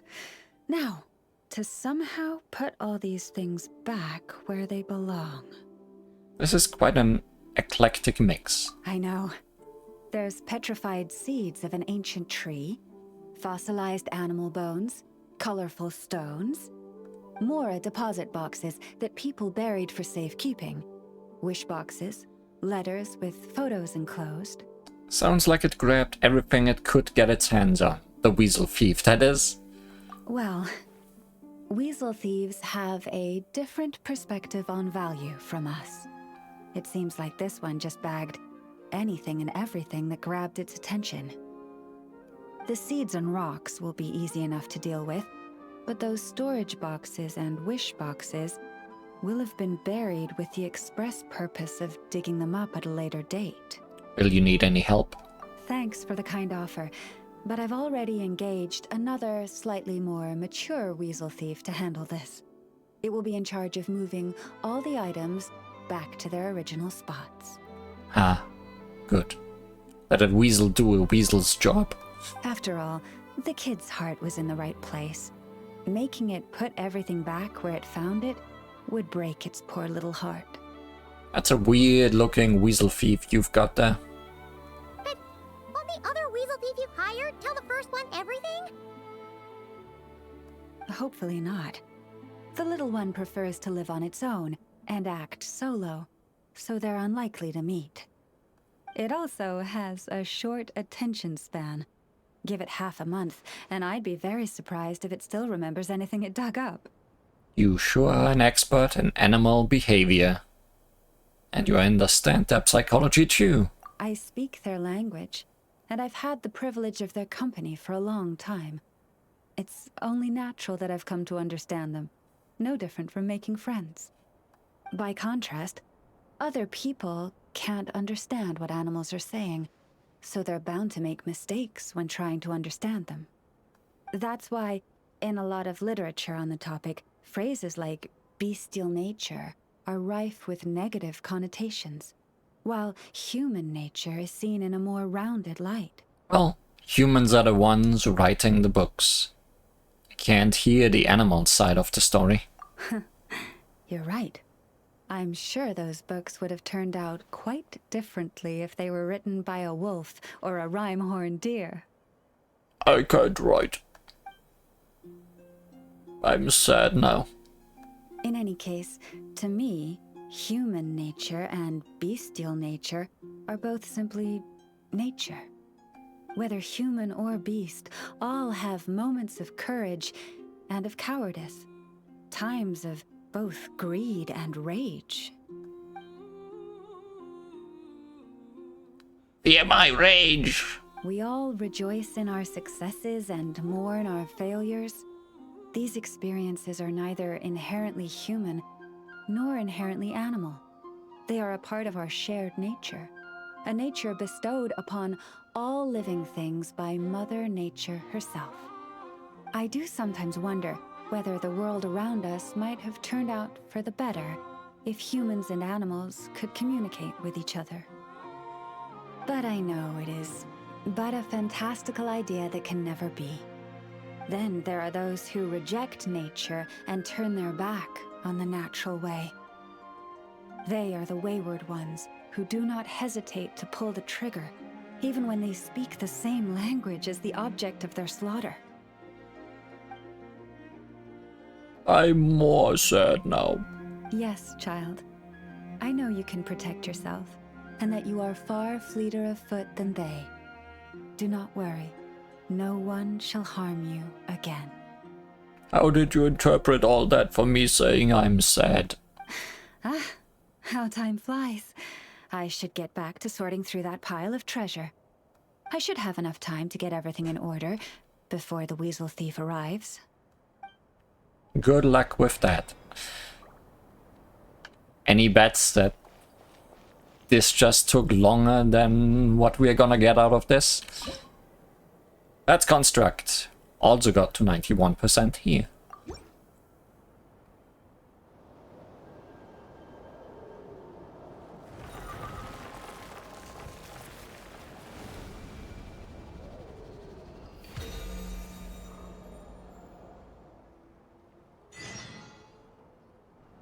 Well, I think we can now say that the Grand Library is complete. Next, we'll need to find somewhere to put the bird stands, cushions, and deposit boxes. Ah, hello there, traveler, Paimon. Hi, we just talked. Thanks to your help, the library repairs are basically complete. It's really starting to look the part. I guess it's probably a good idea that I talked to you before doing this, because that conversation might have otherwise possibly been lost forever. What about that other stuff you just mentioned? Are you planning on putting all that in the library too? Yes. That said, it's too big of a job for me to handle alone. I was planning on getting some of our more skilled artisans to help out. The things. Do they really belong in a library? The Grand Library is open to humans and animals alike. Since we have furniture for humans to sit down on, there should naturally be some for the animals too. Huh. Yeah, that does kind of make sense. Wait. What about the deposit boxes? Those are the ones I used to use when the little animals came to talk to me about their struggles. I'd originally planned to make some new ones, but some of the animals are nostalgic for the older items, so we brought them along too. Wait, animals tell you their struggles? Like a therapy session? Kinda sounds like an ice bathhouse for animals. Fitting. Yours is a tough job, Llama. Both humans and animals look to you as an attentive listener. This is one of my duties as Moonchanter. I would not call it hard work. And it's true. All living things have a need to feel heard. I have always encouraged everyone to come to me without reservation, whatever troubles they may be facing. Hiding your thoughts deep in your heart will not solve anything. In fact, it often makes the problem worse. I'm suddenly curious. Do more humans show up for counseling? Or is it mostly animals? We mostly see you surrounded by animals. Oh, well, I've never looked at the numbers, but my sense is that the animals consult me more often. After all, my daily routine is more or less the same as that of my people, and they don't usually come during work hours. It's only when I have free time that I get the occasional human visitor. Animals, on the other hand, lead very different routines from us. Sheik badgers tend to visit in the early morning hours, while ibises often drop by after sunrise.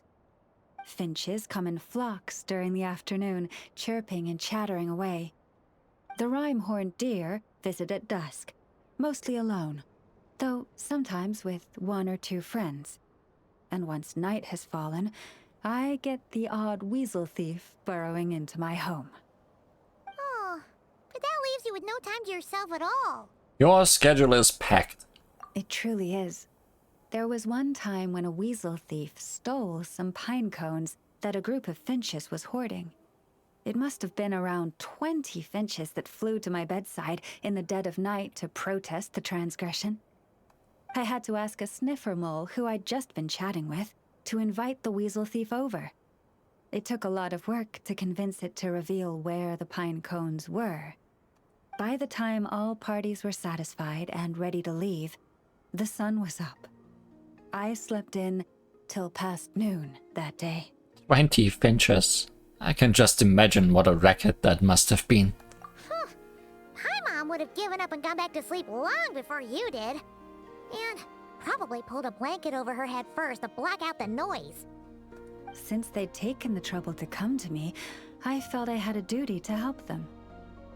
And the results made it all worthwhile.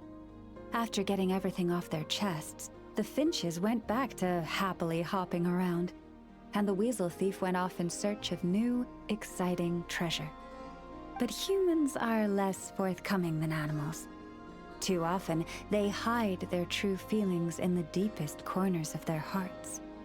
Even those who come to me for guidance, I feel as if they tell me only part of the story, leaving out what truly burdens their soul. Perhaps they are unwilling to say it out loud, to face the real issues head on. Human society often encourages people to hide their true selves. It is not dissimilar to the way that some butterflies hide away in a withered leaf and camouflage their wings to match their environment. Social interactions between humans can be complex and difficult. Everyone has their way of coping, and I don't judge them for it. Nonetheless, suppressing one's true feelings can easily lead to melancholy and depression. Deep-seated issues like that are difficult to resolve, no matter what advice I give. So I had an idea. I thought, what if I could find a way to bring complicated human minds and straightforward animal ones together? Maybe by spending some time around each other, both could experience a new perspective. It was with that in mind that I renovated the Grand Library and turned it into what it is today. Spacious and well-ventilated, and open to humans and animals to come and go as they please. Except maybe on rainy days, when they're looking for shelter. But the rest of the time, people can visit whenever they want, to spend time with the animals, browse books, rest, and enjoy the sun. I mean, you did put some drapes on top. Surely those help against the rain a little bit. And perhaps the company of our dear animal friends, who will not be driven away by anything they say, might encourage people to open their hearts and share the truth of what lies within. Wow, you really put a lot of thought into this library renovation. Oh, it sounds great to Paimon. Hugging fluffy animals, lounging in a chair all day without a care in the world. Just thinking about it makes Paimon feel all warm and fuzzy. I'll be visiting the first chance I get. Save me a seat. Of course. Your assistance with the renovation works was invaluable. It should go without saying that the Library of the Frostmoon Scions shall always be open to you.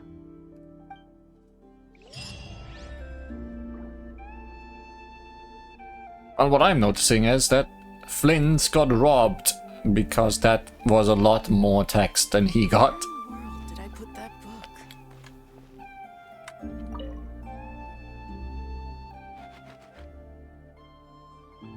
Oh look! There's that weasel thief again! And it's right next to Lauma! Maybe we should talk to Flynn's once more as well, though, considering Lauma seems to be getting more and more stories.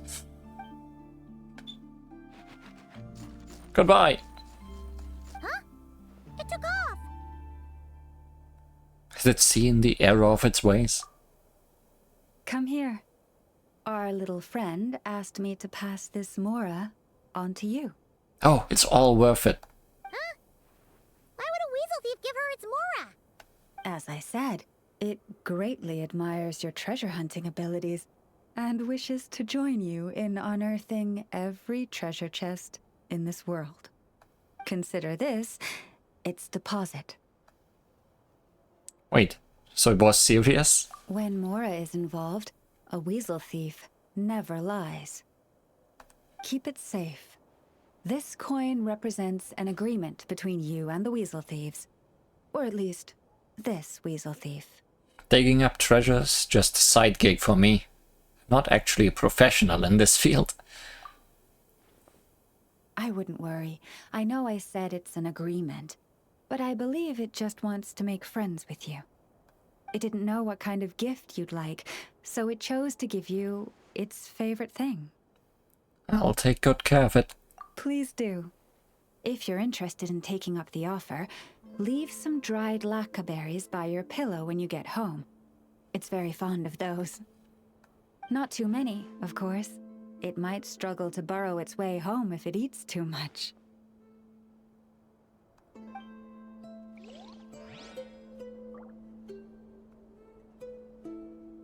Okay, guess we didn't actually get that. Is that the book we missed? Yes, okay. It wasn't here before the library got finished. That makes sense. If you're interested in taking up the offer, leave... Okay. You were actually done talking. Also, I didn't check for the actual rewards. Ability improved. Current meeting point level has increased to level 5. The compass exploration ability is increased to the maximum. And display all oculi as well as most treasures and relevant clues in the current area.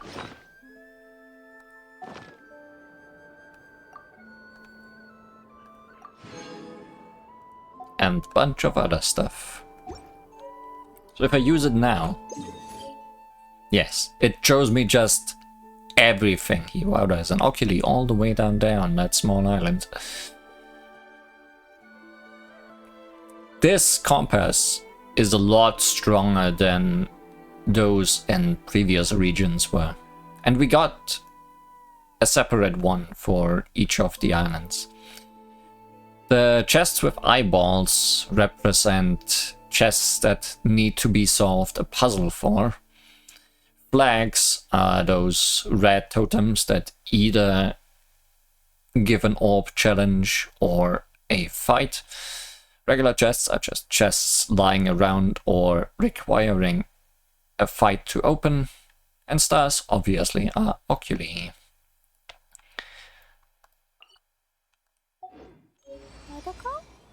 And looking at it, there's still quite a lot to find. Let's quickly check in with Flynn's once more. Same here.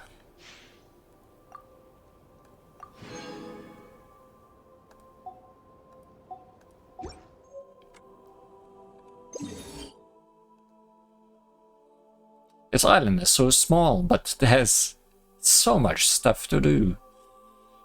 And so much in the research department that will be a real pain to collect, I'm sure.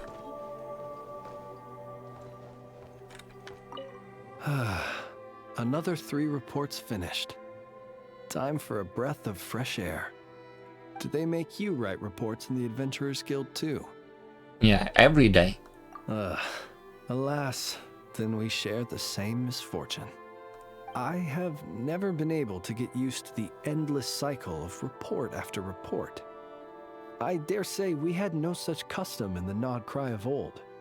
Of course, I understand why they are important, but this process of repeatedly describing in laborious detail things that could easily be summarized in a single sentence, it is exhausting. The mere thought of the outstanding reports I have yet to finish is simply... No, I mustn't. These things are necessary. I should focus on that. A dutiful Ratnik must write his reports.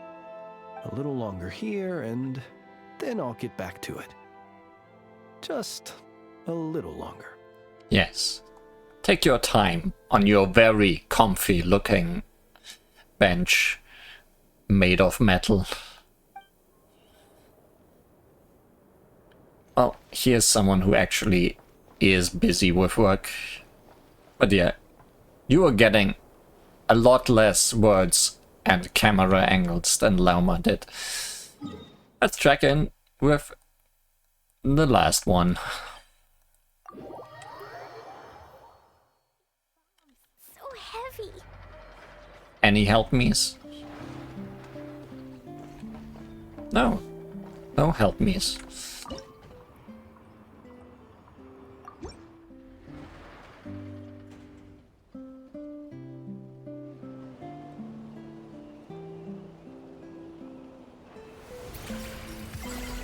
Art.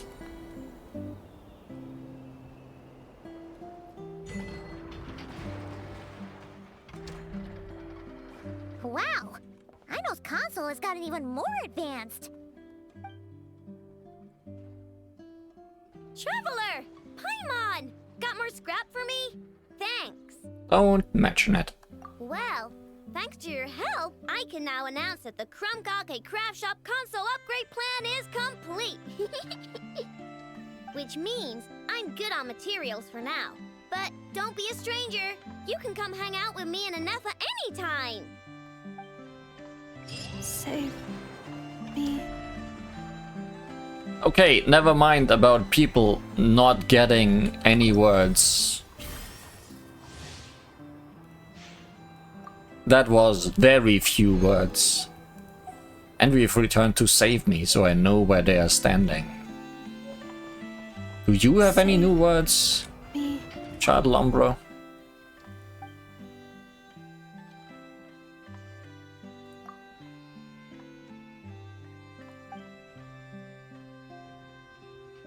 Don't think your text changed.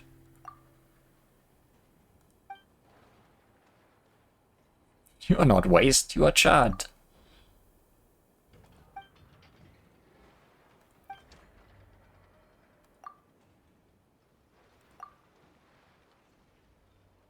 Yes, you're waste, Captain. I'm not sure if I've read this before.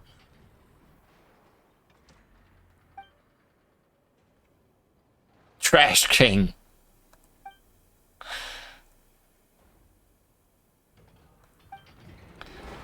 Save. Meanwhile, Inefa.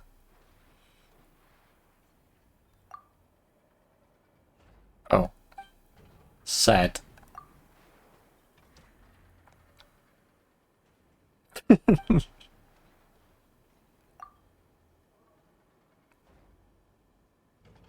No, I do remember this.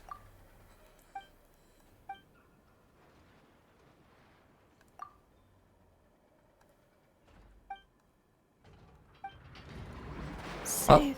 Yeah, seems this group just doesn't get anything, but it gets the biggest map. So that's something. Maybe there's text if you go inside. because outside they're obviously just talking about not saving Inefa.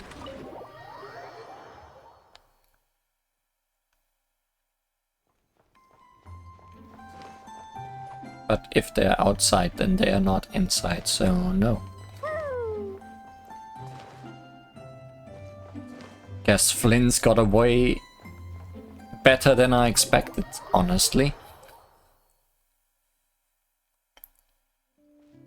Guess we can check in with the duck robot, because we did get a few more of its bolts lately, but I think that's gonna be about it for today. Expected there to be more to these three, finishing them off. Well, Lauma gave quite the speech, the other two less so. Wait, no, they're over here.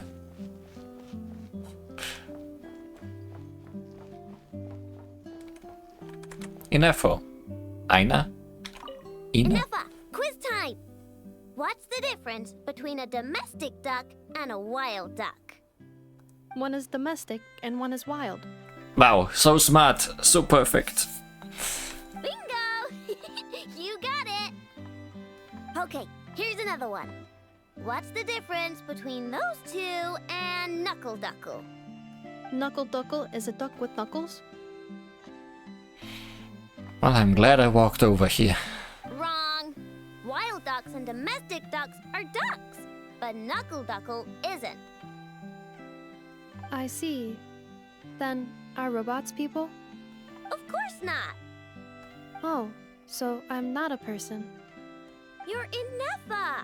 The one and only Inefa! My Inefa! But not a person.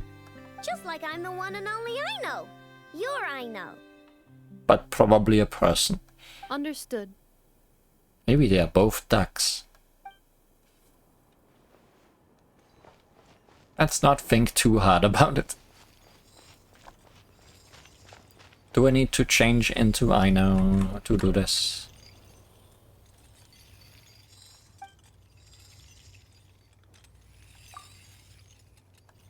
Yep. Always gotta be Aino.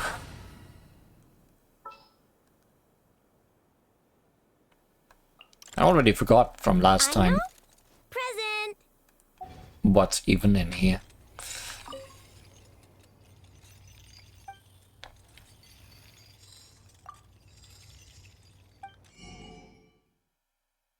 Toolbox and toolbox.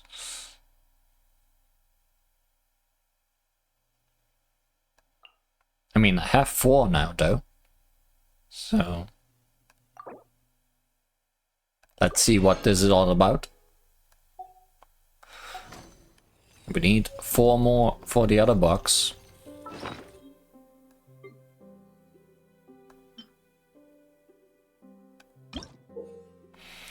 Only characters from the Clink Clank Krumkake craft shop can open the workshop trove that Knuckle Duckle guards. Exchange Krumkake bolts gained while exploring for marvelous items exclusive to Aino and Inefa. You can receive 1 Krumkake bolt for reaching Friendship 6 with Aino and Inefa. You can receive 1 Krumkake bolt each for encountering Aino and Inefa a certain number of times in Character Anecdotes. You can receive 1 Krumkake bolt each for exploring the Clink Clank Krumkake craft shop and Kuvaki Experimental Design Bureau, as well as completing the world quest Friends of Mole Valley. You can receive 1 Krumkake bolt for upgrading Aino's Krumkake craft shop console to level 4. We have done quite a few of those, and we will not be able to get the one for Inefa's friendship because we don't have Inefa. Alright! Upgrade complete! Time to treat myself to a tasty snack.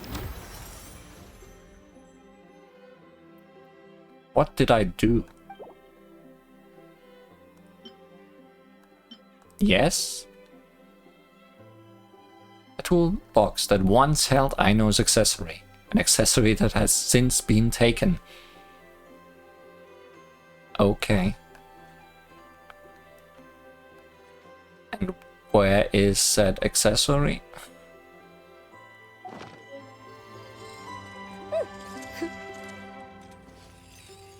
is it on her? I guess it might be on her. I'm not sure. I'm not sure what I did. But I did it.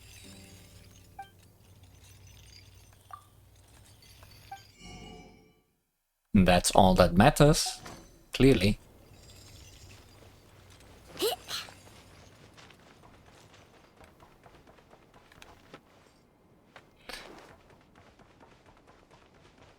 Well, maybe I'll find out what I just did. Until next time. But for today, we are done. Thanks for watching, and see you again for more... No, wait. You know the drill by now, we are not done here.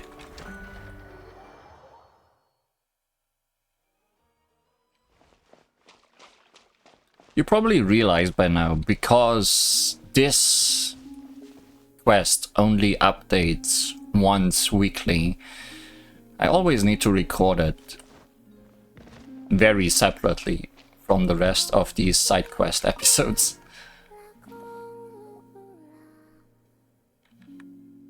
Usually at the morning of the day where I upload them, because I am not sure if I'm gonna stream instead.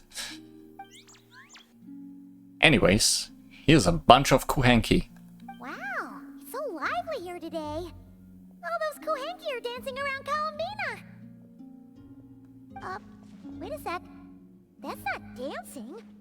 Looks more like they're trying to bury her alive in a pile of cuteness.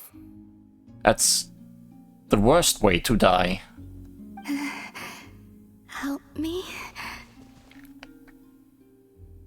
Give me your hand. Thank you. Why were the Kohenki acting like that just now? They're not usually that energetic, are they? Are they like moths to a flame? Well, I decided to play a game with the little ones, and it seems they became quite invested. Crowding around you like that after playtime? Kinda like puppies, aren't they? Maybe that's their way of showing gratitude. Only this time, their gratitude felt more like getting caught in an unexpected snowdrift. What do Kuhenki feel like? I always expected them to not feel like anything, being like ghosts or something. You say that, but Paimon bets you never pass up a chance to spoil them. In any case, would the two of you like to give it a try? You mean playing a game with the Kuhenki? Yes. Moon chess. Oh, sure thing. It'll be cool to see what sort of games got the Kuhenki so obsessed. Go on now. Let's add more rules to moon chess.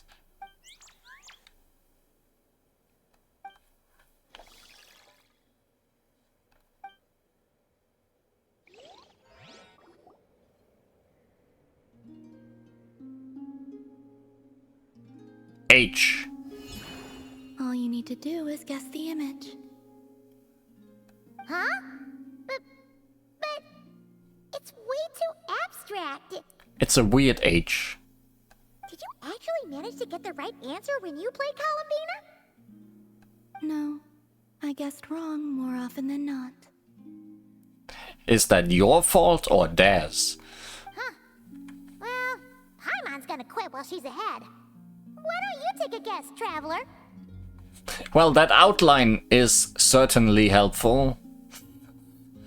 Not super helpful, but it is helpful. It's supposed to be a deer, I'm sure. I'm just reading through the other options. A harpoon with one prong bent back once. Yes, surely. It's angry. Whoa! That reaction must mean... Congratulations. Your answer is correct.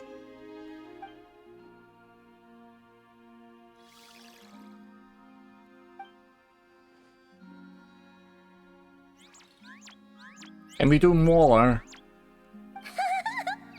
Guess this means we did good.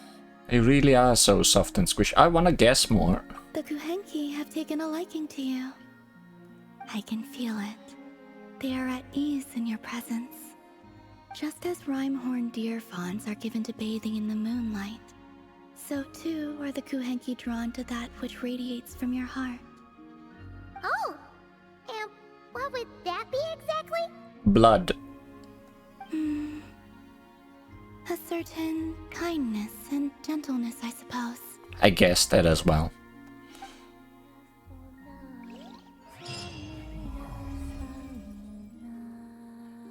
Well, that was not a sequel to anything or very long. If you'd like, you're more than welcome to play with the Kuhenki again sometime. Can I? Or is this the same as with Moon Chess? Well, I'm not sure If you'd like. if I will ever play with them again.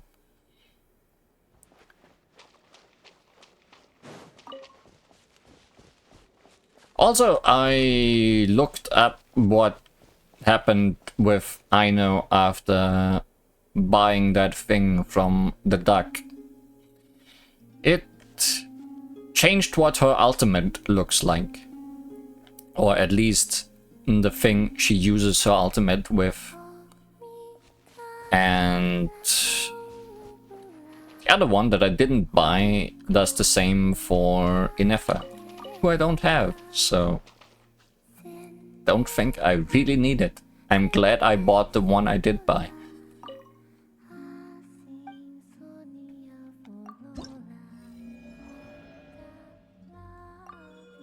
The moon shifts eternal. Come back and play with the Kuhenki again in the future.